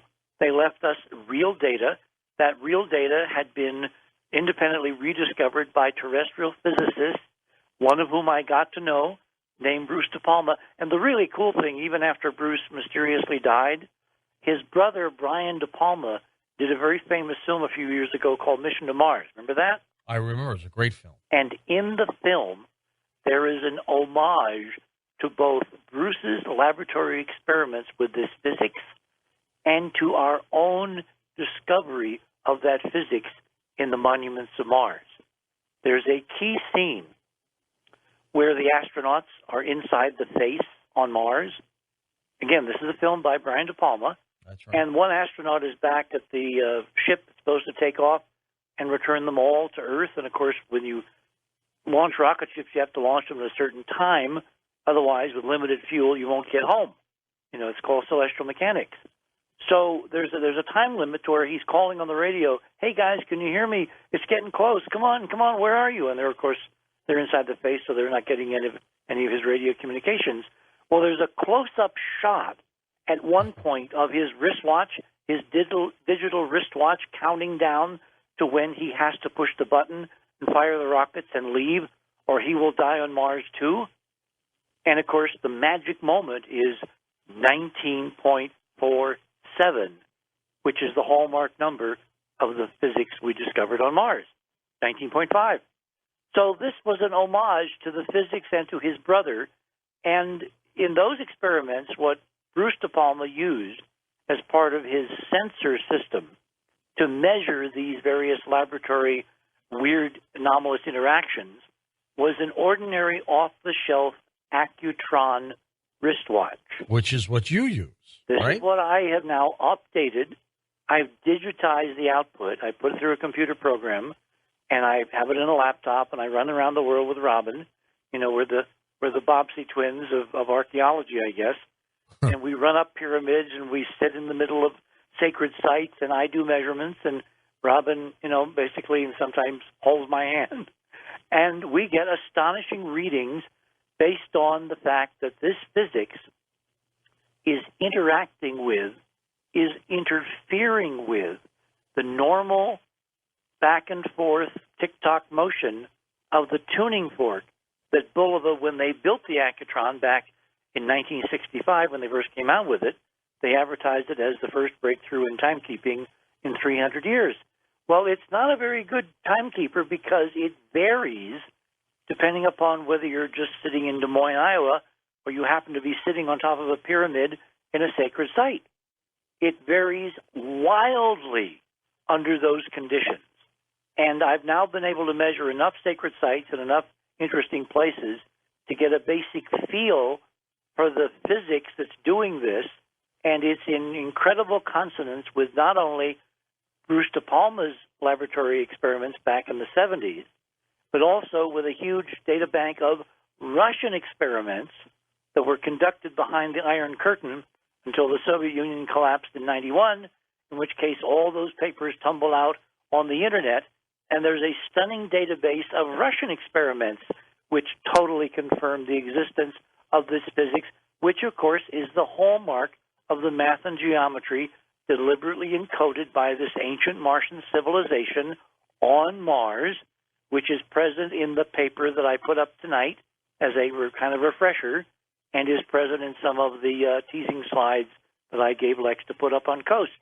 And it's this physics which literally can remake the laws of physics as we know them, which is the heart and soul of this incredibly advanced, ancient Type 2 Martian civilization that we are attempting to reconstruct, that I now think, personally, based on data from a lot of other NASA spacecraft running all over the solar system, left hallmarks of their presence all over the place in which we live, from Mercury all the way out to Neptune. And what I'm going to do someday is to organize all this into a follow-on book to Monuments and Dark Mission. It's going to be called The Heritage of Mars, Remembering Forever. And I'm going to give people a kind of a foretaste, a tease, in the show that you and I are going to do with Robin in about, 2 weeks. Now, these readings, they'll tell you what? Is this some kind you want to get down to the nitty-gritty? That's my thing. You want to get to the nitty-gritty of what the readings are showing. What does it mean? Okay. If you take a normal Bulova Accutron watch, its little tuning fork, which is the basis of it keeping accurate time, is supposed to vibrate back and forth at 360 cycles per second. Okay. That was chosen by Bulova because the hours and the minutes and the seconds that we keep, our ordinary clocks, run on a 24-hour, 60-minute, 60-second cycle. Okay. So 360 is a convenient, even number to divide the vibrations by, to drive a gear train that will move the minute hands and the hour hands on a wristwatch. And so they devised a transistorized circuit, and they fed power to it with a little mercury battery back in the 60s, a power cell the size of the eraser on a pencil was unheard of. I mean, this was a stunning achievement technologically by Bulova in the mid-60s. In fact, NASA got so excited they put Accutron clocks and timers in all their spacecraft. And then, George, they quietly took them out. And they never told anybody. Why? And they never told anybody why. Because the damn things don't keep time worth a damn. The reason is the tuning fork, as the physics around it changes, this is the dirty little secret, there are no constants in real physics, not even the speed of light is constant. As the constants change, as the dynamics of the ether, i.e. the torsion field, which is what the Russians call this, plenum, in which creates the reality that we're experiencing, as it changes the fundamentals of the vibration of the tuning fork. And I have spent a lot of time on papers on Enterprise and in Monuments and Dark Mission explaining the actual physics of how those changes manifest themselves in a way to monitor the changes in the field. And I don't think we want to get too deep in the weeds about that tonight. The bottom line is the Accutron is a really robust, portable field sensor, pun intended, that allows me to monitor the changes in the field strength in and around these sacred sites, which tells me that the reason the sacred sites were built is to amplify, like a solid-state concentrator, an amplifier of the changes in the field going on all around the Earth that normally are too slight to be noticed in our everyday experience.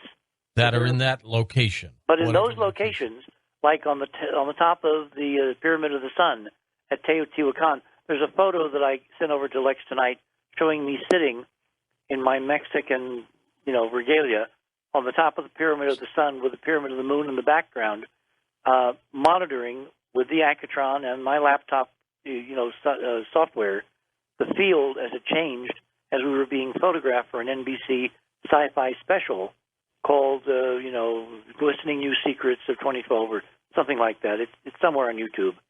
And it was the first time that a network television show had actually followed us around to a couple of different countries, because we went to Tikal, I remember in Guatemala after that. And I was able to, for the first time, to actually measure these ancient sacred sites, what it was that the ancients were trying to tell us, and they didn't have the language to communicate this esoteric physics, but they left us the structures which are still operating perfectly fine, thank you. The day, as fine now as the day that they were built, hundreds, if not thousands of years ago.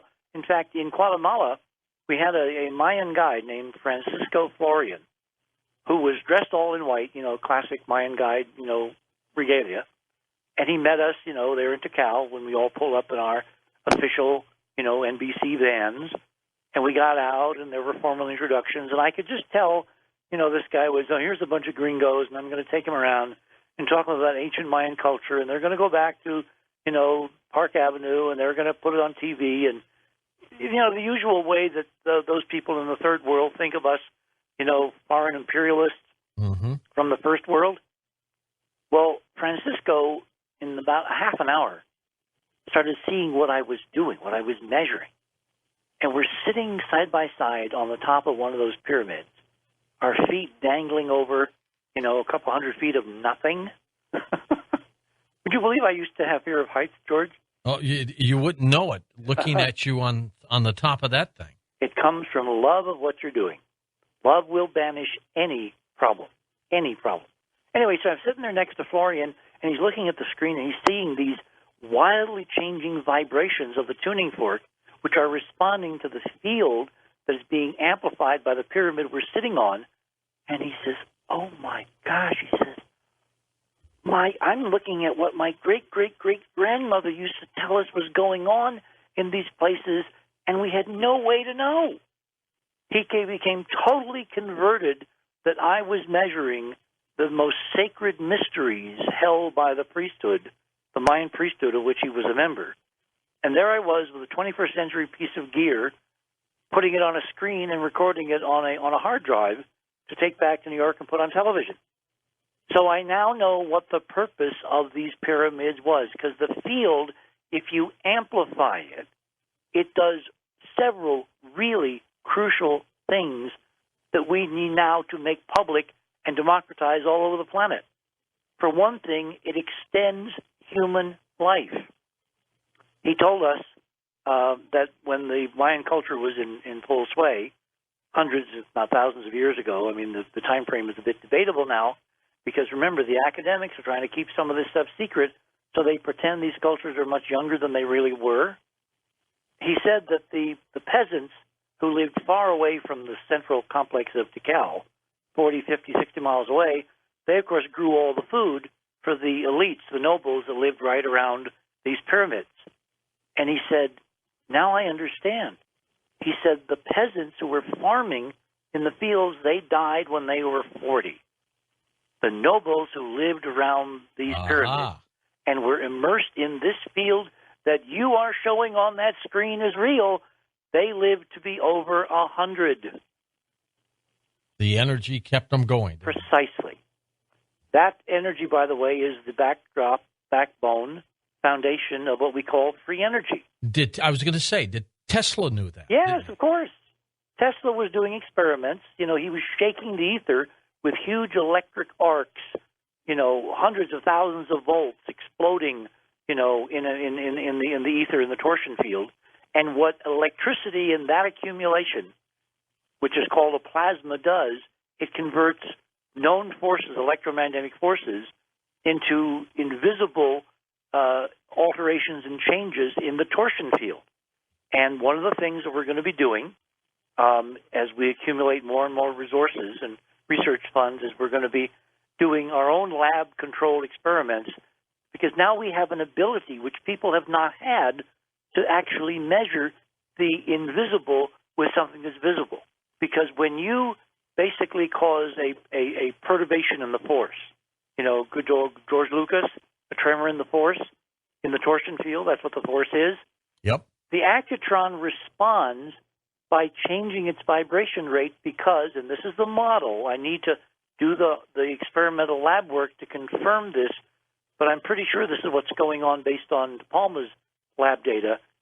That change of the force structure in the field changes the inertia, i.e., the mass of the tuning fork.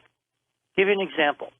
I have two objects in front of me, a piano and a feather, and I kick both of them with my foot. Which one moves quicker and faster and farther? Well, not the feather. Yes, of course the feather, because it weighs nothing. Now don't allow for the air resistance, okay?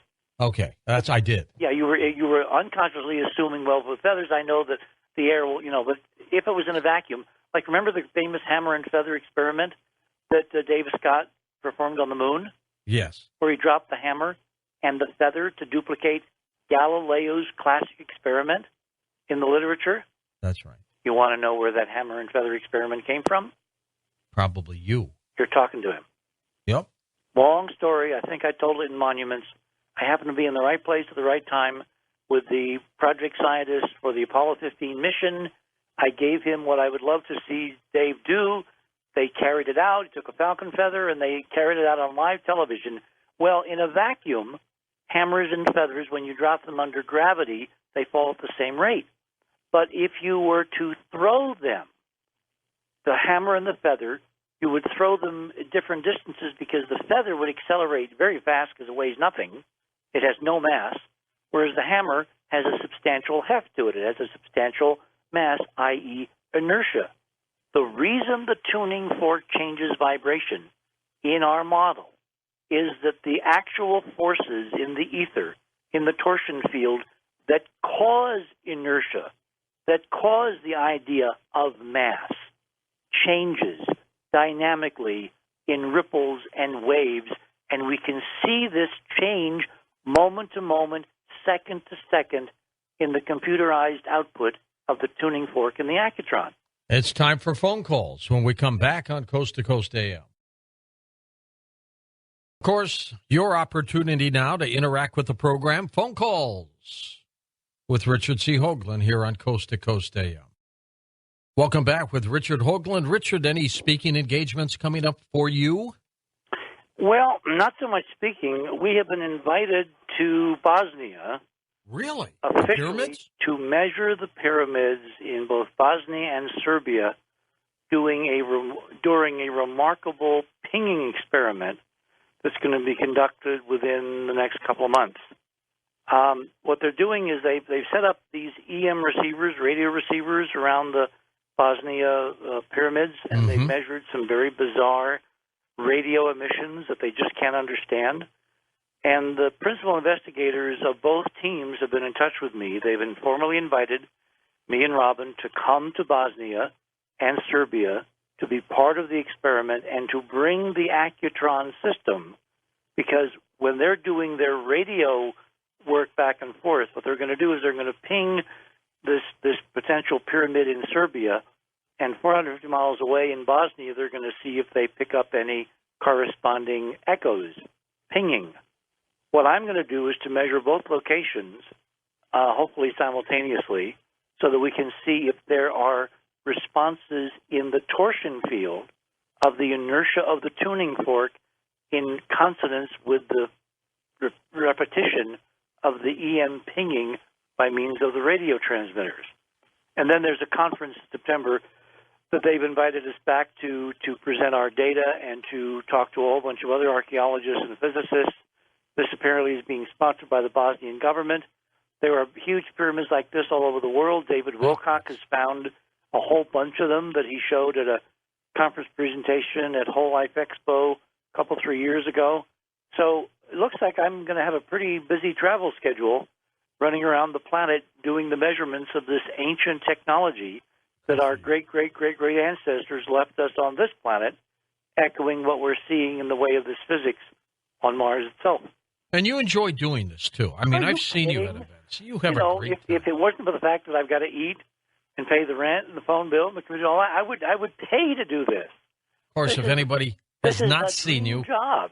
If anybody's not seen you at an event, though, Richard always demands to come in on a rickshaw with people carrying rose petals. The elephant with the thing up on the top.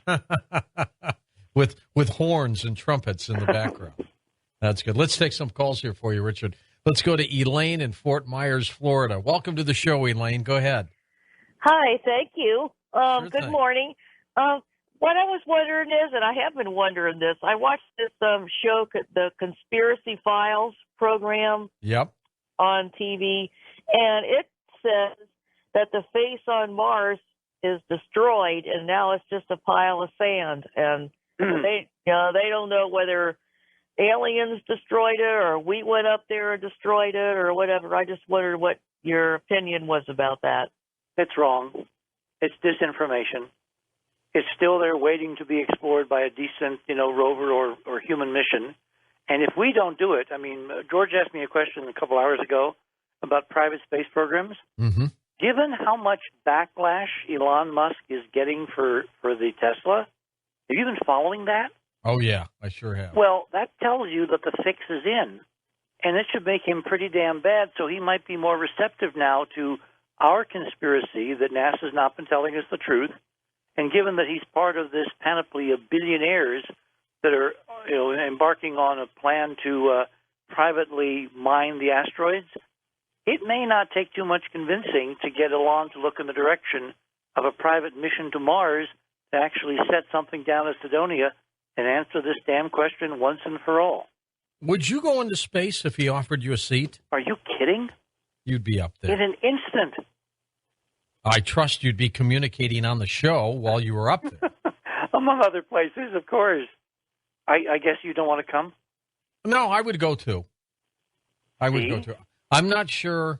Well, I'm not sure I'd go to Mars because of the time it would take. It's, a 3-year trip, isn't it? Well, it depends on your technology. Remember, the art form, you were talking to me before about the physics and the free energy. Look, if the field changes are changing the inertia in an accutron watch of the tuning fork, that means you could, with the right technology, change the inertia of spaceships. This is the key to anti-gravity. This is the key to real space drives. This is the key to a real space program, so all of us can go and watch these astonishing ruins and comb through the libraries and try to figure out what our great-great-great-great-grandmothers are trying to leave, so they could tell us how to make a civilization really work. This physics that we're measuring is the keys to the kingdom in every dimension, pun intended. Next up, Anthony's in New Jersey, and he's now on Coast to Coast, east of the Rockies. Anthony, you're on with Richard. Go ahead. Hi, how you guys doing? Good, Anthony. Richard, your passions, it's inspiring to me. My question, and I got a question for George after this too, but my question for you is, the Andrew Rossi machine that just made Forbes magazine, what do you think about that, and how long do you think it's going to take it to hit the mainstream? Well, I don't know a lot about it. I obviously know that it exists, and I'm trying to follow, some of the public data. Rossi himself is a very strange character. My late friend Gene Maloff, who was the MIT physicist who founded Infinite Energy magazine after he quit MIT when he found them faking data against cold fusion experiments. I mean, this was a guy with real integrity. Up until just before he died, he was murdered. Back in 2004. It doesn't seem it could be that long now. Yeah, Gene had a classic statement about inventors like Rossi. He said they all seem to have come down with what he called inventor's disease. They become incredibly paranoid. They don't publish how they're doing what they're doing. They have visions of making billions or trillions of dollars off their technology in their spare time, which makes them totally prey to the forces that are trying to suppress this physics and this technology and keep it secret and in the hands of the elites and not let us out here, use it and play with it and benefit from it. From some of the behavior I've seen reported by Rossi, he unfortunately falls into this inventor's disease problem.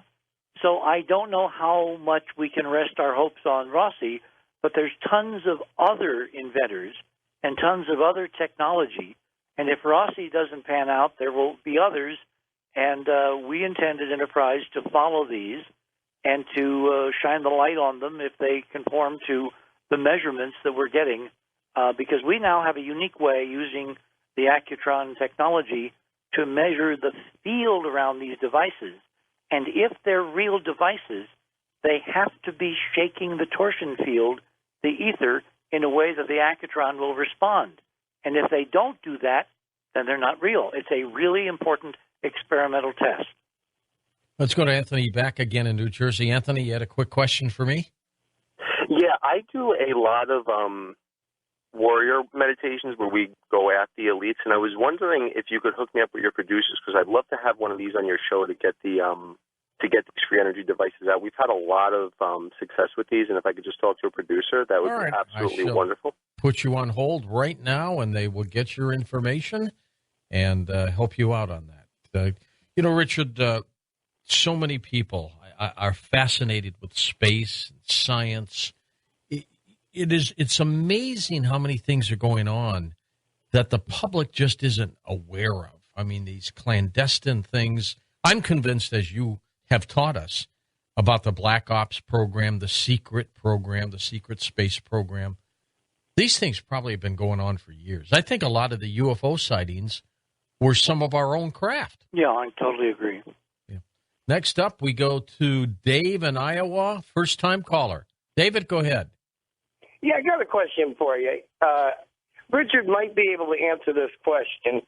I wanted to find out, is there a possibility that sonic boom that you hear on and off, I heard the other day you had somebody on the radio, and you keep hearing it on and off, and every time going down I-80 you see a bunch of military trucks, and then today I stopped at the gas station, and they're all electricians. Are they putting big cable for the place for internet, for that big place they're building through all the areas? Well, that's very possible. Dave, look, I think this is what's happening. Linda Moulton House reported on the program before that these huge booms that people are hearing probably could be emanating from the core of the planet. And I'm going to get your reaction in a minute to this, Richard. But there's no question also there are underground caverns and caves and structures that we have been building, and I'm sure they're putting the latest technology in there, for sure. What do you think these booms are, Richard, that so many people hear? Well, remember, Linda's not a scientist, and she's a damn good journalist, but when she's talking to these experts, the geologists she was talking to, I don't think she quite knows the right questions to ask. Uh-oh. Because, for one thing... Those are fighting words between Well, you. not really. I mean, all of us know a lot about some things, and we don't know much about other things. That's what specialization in a high-tech culture winds up. Well, what is she not asking? Well, she's thinking that they're telling her that this is coming from the core. The core of the Earth is 4,000 miles beneath our feet. Right. And for these booms to somehow be emanating from the core, they would be destroying major portions of the surface landscape simply because of the transmission of sonic energy from the center of the Earth up through the crust. They'd shatter everything down or something? Yeah, absolutely. I mean, there are areas which are collapsing now as sinkholes. You've seen those, right? Yeah. Oh, yeah. They're all over the place. What geological formation are sinkholes forming in? Limestone. Limestone, when limestone is made of what's called calcium carbonate. Yep. And the experiments the Russians and De Palma and others have done indicate that torsion and calcium carbonate go hand in hand. The pyramids that we've been measuring with the amplifications of the torsion field are made of limestone. They're calcium carbonate. So if you imagine the Earth as a quivering geodetic sphere where there's resonance waves ricocheting back and forth through the planet and across the surface in the torsion field, and if you have those kind of waves, think of an interference pattern when you drop, stones into a pond. You get all kinds of rings overlapping each other. at the place where the waves overlap is called a node. That's a place where the field is increased in intensity. Okay. If those nodes happen to correspond to a limestone pocket, the physics changes, which can change the literal physical conditions of the limestone calcium carbonate crystals interacting and cohesing with each other, sticking together. It can change the tensile strength of that strata of limestone, and suddenly it collapses and you have a sinkhole. In other words, all the stuff that she's referring to and the geologists she's talking to are concerned about, I think is happening on the surface through measurable changes in the torsion field, which we can measure if we are at the right place at the right time. The problem is you don't know where the waves are going to reinforce and you're going to get a weird effect. So we need a network of stations. And the neat thing about the Bosnian physicists is they want us to leave an accutron system behind when we come home so we can monitor what's going on in that valley in real time over the next months and years. Are they still even making those kind of watches, Richard? Yes. Still? Well, you mean actively Bulova now? No, they're not. They're not. The Bulova Accutron that's out there now is not the same kind of watch. The only place you can get them, and they cost about $1,000 a pop, is on eBay. Oh my God! But they're the heart of a tested system which we've adapted, and I'm going to try to make them available to people that want to, as home experimenters, put a system on their local sacred site. And I'll be open to invitations from physicists and scientists and geologists all over the planet, and we'll try to wire the world ultimately to see what this field is doing, because this is the only real system that's in the open. It's not in the black ops world. It's actually measuring what this field is doing in real time. I mean, I've got astonishing readings just sitting here at the base of the Sandias, which when we actually present at this conference in the fall in Bosnia, is going to blow the socks off the physicists and the archaeologists, because we're seeing real stuff, reproducible, scientific, and ultimately the theory comes from Mars. Christian, Los Angeles, and here we go. Go ahead, Christian. Hello, guys. Hi, George. How you doing? It's good to talk to you. I'm glad I got a chance to talk to Richard. How are you doing this evening? Good. Doing pretty good. My voice is holding up. Yeah, and I have a question for you, two questions, and I'll try to be quick. Thank God, the thing about Roswell, it proved once and for all that we're not alone in the universe. Do you feel that there is, on the dark side of the moon, an alien base? Because the astronauts during the Apollo missions said very clearly that they were being watched. And my second question is in regards to Mars. Was there in a civilization where the face is, and apparently there appears to be like a pyramid structure there as well, was there like kind of an Egyptian civilization on Mars at one time and it was destroyed? And do you think then they voyaged to Earth? Because another thing that Graham Hancock seems to point out is he feels that the Egyptians and the Mayans and the Aztecs actually were the refugees from Atlantis. And I'll take my question off the air, and I just want to say thank you. Keep up the good work because it's important to solve this cosmic riddle. And also thank you for being so outspoken about the NSA scandal, because I think that's completely disgusting. And I think a lot of people in this country should be outraged by it. Outraged.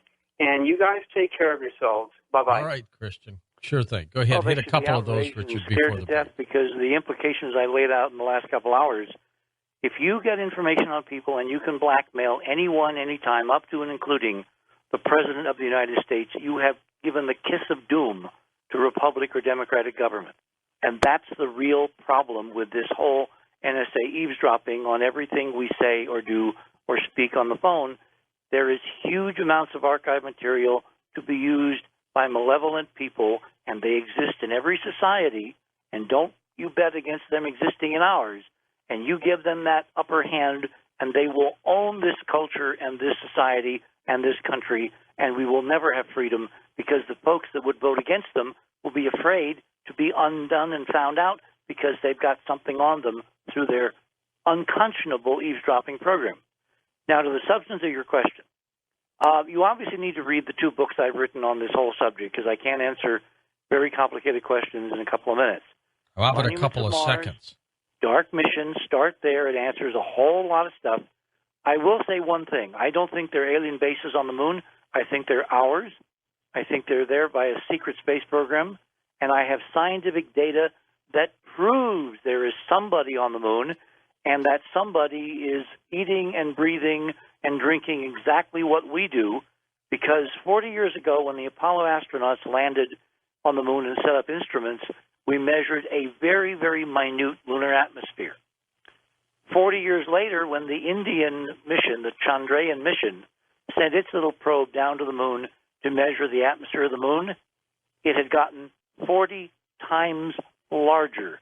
100 times larger in only 40 years, and there's no way that could happen naturally.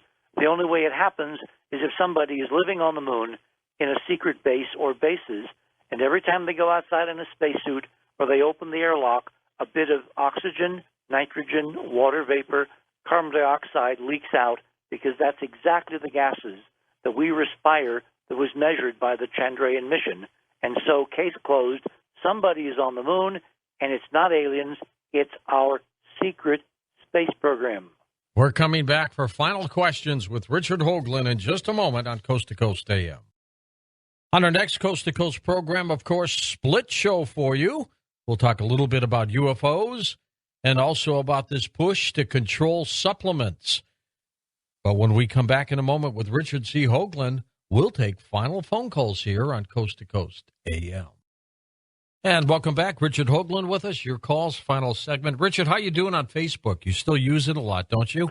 Oh, yeah, and I'm going to be posting, actually looking and being involved in the discussion over the current Curiosity paper. Remember, it's only part 1. It's up in Enterprise right now. Just go to enterprisemission.com. It's the first paper at the top of the index page, right under the video screen that we have there for the videos.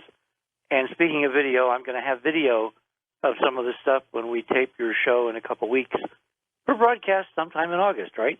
That's going to be a great show. I'm looking forward to it. And Robin's going to do her own show. Robin's coming up. She's going to do her own show. It's going to be an exciting show given her expertise. And I want to go back to an image for a second, George. Did you have the images up that Lex posted? I can get it right now, okay. But I looked at them all tonight. Okay, so go down 1, 2, 3, 4, the 5th image. All right. I'll get there in a second.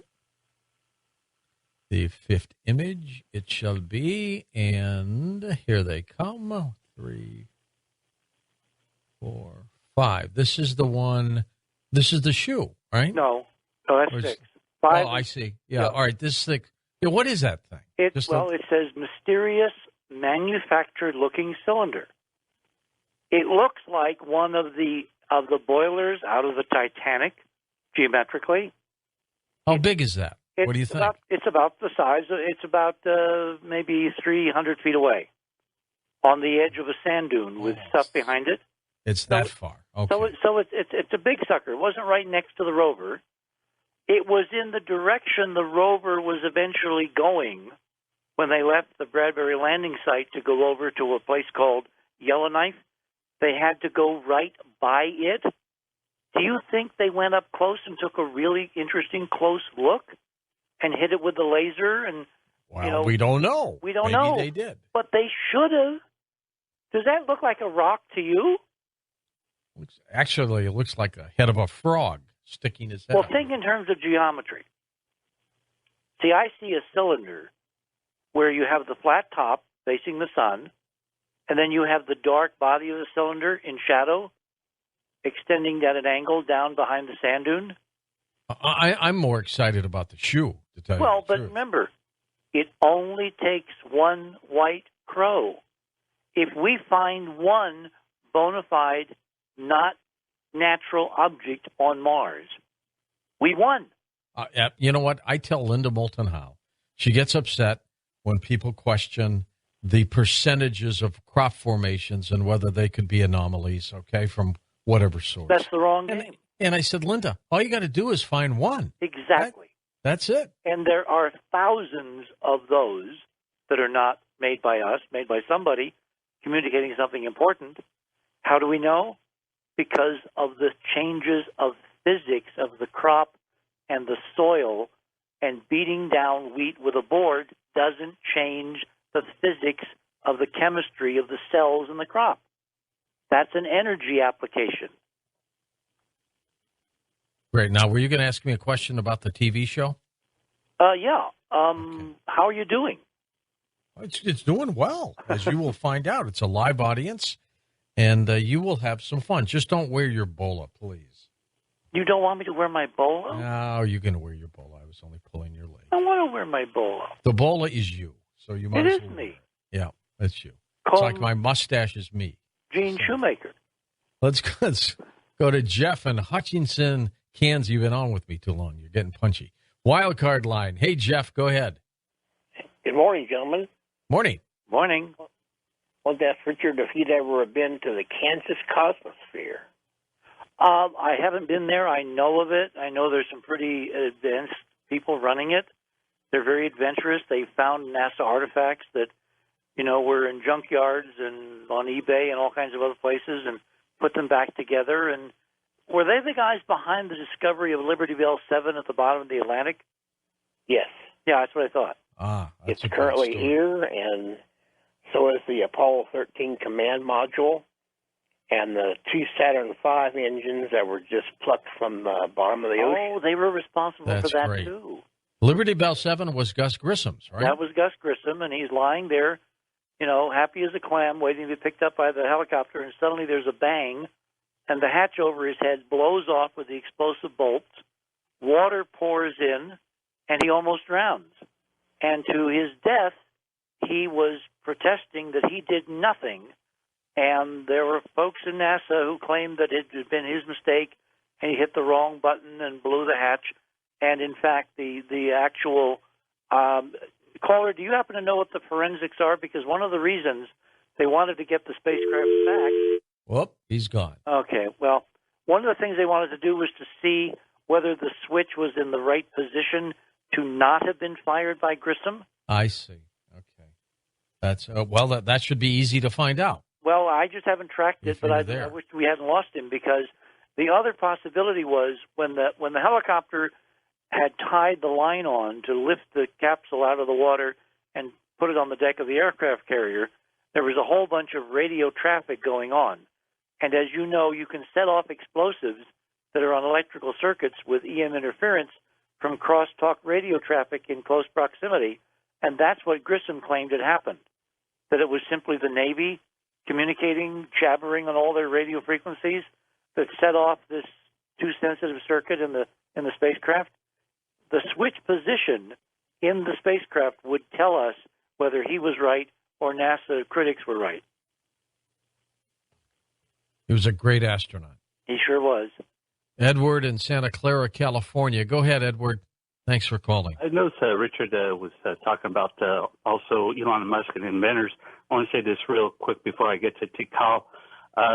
Isha Kahari, 18-year-old girl, I don't know if you heard about this, modified a supercapacitor to charge a cell phone in 20 Oh, yes, I did see that. Yes. So she could charge an electric car. Yep. And from what I understand, Zen Motors, who have exclusive rights to the eStore supercapacitor, they're claiming that they can charge, if this comes to fruition, which this girl's already done, it can charge an electric car in less than 5 minutes.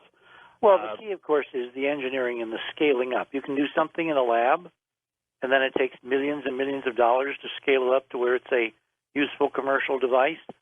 But at least proof of principle, and she's not the only one, but she certainly was out in front in terms of her age group, and my hat's off to her. Yeah, real quick also on Tikal. I was about 18 years old at relatives in Guatemala, and I had this numbing feeling between, below my waist and the ground. It was just a numbing feeling behind one of the pyramids. I don't know if it had anything to do with the torsion field you were talking about. It could be. If you're one of those people that's genetically sensitive so that you respond physiologically, if you get between some of the. Remember how the Tikal pyramids are always built in pairs and twins? There was a field between them that I was able to measure, and it looks like any ordinary interference pattern. So if you're one of those people who's biologically sensitive, I mean, when I was up on top of a couple of them with Florian, I actually had to get back from the edge because I felt dizzy, and that's because the field was interacting, I think, with the otoliths in my inner ear, which vibrate back and forth, and vibrating things in an enhanced torsion field will respond differently to things that don't vibrate. So I realized the symptoms, and I sat down so that I didn't fall off. Okay, thank you very much. You're welcome. You are very, very welcome. How many followers do you have on Facebook now, Richard? Thousands. It's growing. Thousands and growing, yes. Good for you. And, David in Anchorage, Alaska, you're on with Richard Hoagland. Go ahead, David. Richard, you changed my life. Oh, my God. That's a terrible responsibility. Very much so. I first, of course, ran across you when you were on CBS and doing the space program. My father was a rocket scientist, so we're in Florida, and I can remember you on CBS. And you mentioned one time in one of the shows that they gave out those little plastic flags to some of the people. And my dad brought one of those home, and I took it to school and was playing with it. So I remember those things, if you remember talking about the clear plastic ones. Mm-hmm. The Mylar. And, yeah, so, I mean, just a little note, I guess, just for you. And anyway, you brought up with a long time ago on talk radio, back in the days when you were oftentimes on Chuck Harder's show. You gave out a book, and it was about the space program and how the Apollo missions were pre-planned before Kennedy ever even brought them up, and so that got me interested, and of course that brought me into the free energy field, and it's the free energy field that really truly changed my life. Because of the things I knew about science and because of the associations, I was able to key into. Even a friend of Bruce De Palmas, a friend and an associate of his, and I'm going to get to a question in a second. And so the ideas of free energy is absolutely real. It's actually been around longer than gasoline engines have been around. Well, you see, the whole name free energy is wrong. It's not free. Energy derived from the ether field. Yeah, you have to derive it from the ether. It's basically like tapping hydroelectric energy where you store water behind a dam, only the dam in this case is basic, waves in the field. If you can manipulate those waves, you can make the field do work. You can tap into it. That's right. Or you can have an energy source. One of the things that is commonly mistaken in physics classes, is taught in every school and every university around the world, is they talk about closed systems. When the only place a closed system exists is in a physics classroom. There's no such thing as a closed system that exists in our universe in any way, shape, or form. They're all open systems to some degree. I mean, you can start eliminating things to create an artificial closed system, but they don't actually exist. Well, the ultimate open system is the universe because, remember, 3D reality, if we're right, and the equations say we are, the energy that's driving the torsion field itself is coming from higher dimensions. And so you have an unlimited source to draw upon, and you shouldn't have to pay a nickel for power from the meter. When do we get to the point where all appliances will not be plugged in, but they'll pick down the energy from George, and we solve the NSA problem, because it's only part of a much bigger problem, which is there are folks in charge of this planet, and they're probably all related, and their decision has been that they will allow nothing that will undercut their position, their ability to make money, their ability to control all the rest of us, and until we blow the doors off that political problem, none of the extraordinary advances that will make the human race human once again will be allowed to be, made commercial. That's why politically we have got to wake up and demand a change in the direction that we're going. Let's take a couple more calls for Richard, then that's it for the night. Gary in Reno, Nevada. Hello, Gary. Thanks for holding. Go ahead. Oh, thank you very much. Richard, 15 seconds. I'm working with the HeartMath Institute, placing these global coherence pod, $60,000, meta-sensitive. The placement of those, I got a couple of sponsors for them, should incorporate your torsion field. If nothing else, just try and point in the direction where one of these might be placed. I'll send you an email down to my point. Are you still with me? I'm with you. By all means, send me an email. Okay. Yes. All right. Yeah, get back to that in a second because I know you got another caller. I'm going to try and get this in. The name of your nemesis, as of 2007, the Select Senate Committee on Intelligence did away with term limits entirely for both Dianne Feinstein and Jay Rockefeller. They no longer are limited by term limits. They put in term limits so that the intelligence agencies wouldn't co-opt the congressman. Just the opposite has happened. If you think that the congressmen have problems, think of yourself as working for one of the intelligence agencies, knowing that the other agencies have as much dirt on you as you have on them. You've got Rockefeller on one side with Republicans, Feinstein on the other side with the Democrats. They just work tag team between themselves depending on who's in office. They also control appropriations, so they control all of these agencies' paychecks. They control the judiciary. They're on the Judiciary Committee. They've got this government wrapped up. The name of your president right now is Dianne Feinstein. Her vice president is Jay Rockefeller. They are not subject to term limits. They have unlimited budgets into every single one of the intelligence agencies, including Office of Reconnaissance. They've got it all compartmentalized right under their thumb. There's your secret government right there. I just named it. Well, there it is, Richard. I think he's onto something, yes. He may be. He may be. Let's go to Kirby in Montana. Hey, Kirby, take it away. Yeah, Richard, something you said tonight about the age brought at the age of the people that live near the pyramids brought something to mind that I read a while ago about, and I have a master's in anthropology and archaeology, and I know that this book is called The Granite Starship.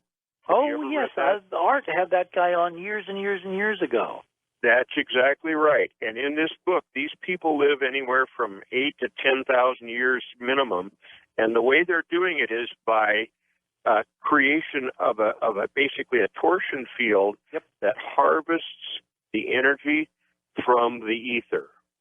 Well, see, by vibrating cones and dividing weight into speed, and they generate a black hole out in front of their craft that makes the craft fall into it, and it speeds up, and they go across the universe in 30 minutes. Well, I'm, as you know, a data kind of guy, and I like empirical evidence. And when Florian, my Mayan guide, told me that the elites, the 1% living around the pyramids, lived to be 100, and the peons, the farmers who supported them, they died at 40, and I'm measuring the field strength of the pyramids, it's obvious to me the biological implications of changing this field. Now, if we can do it artificially without having to build an artificial mountain, i.e. with technology, then biology and lifespans and diseases and all the things that are wrong with us suddenly become totally amenable to positive change, and we change the entire equation of what it means to be human. And someone is keeping that all secret for themselves and allowing us to live like the peasants 40 miles away from the nearest pyramid. Richard C. Hoagland, the Dark Mission book, of course, still available, Richard? Still available. All right, and the Monuments of Mars, that's available. And we're going to be doing your show in 2 weeks, and we'll run it on the air, in a month? Yes, sir, and I'll see you out there. I look forward to it. We'll see you there, George. Have a safe trip, you and Ryan, you and Robin. Richard C. Hoagland, Monuments of Mars, Dark Mission. Don't forget, on our next program, split show for you. You're going to love it, as we talk a little bit about UFOs and a little bit, of course, about the government trying to suppress supplements. For Dan Galante, Tom Danheiser, Nathan Staten, Lisa Lyon, Lex Lonehood, Sean Ladesseur, Stephanie Smith, Chris Boros, George Knapp, John B. Wells, Ian Punnett, and Art Bell, I'm George Norrie. Somewhere out there on Coast to Coast AM. We'll see you on our next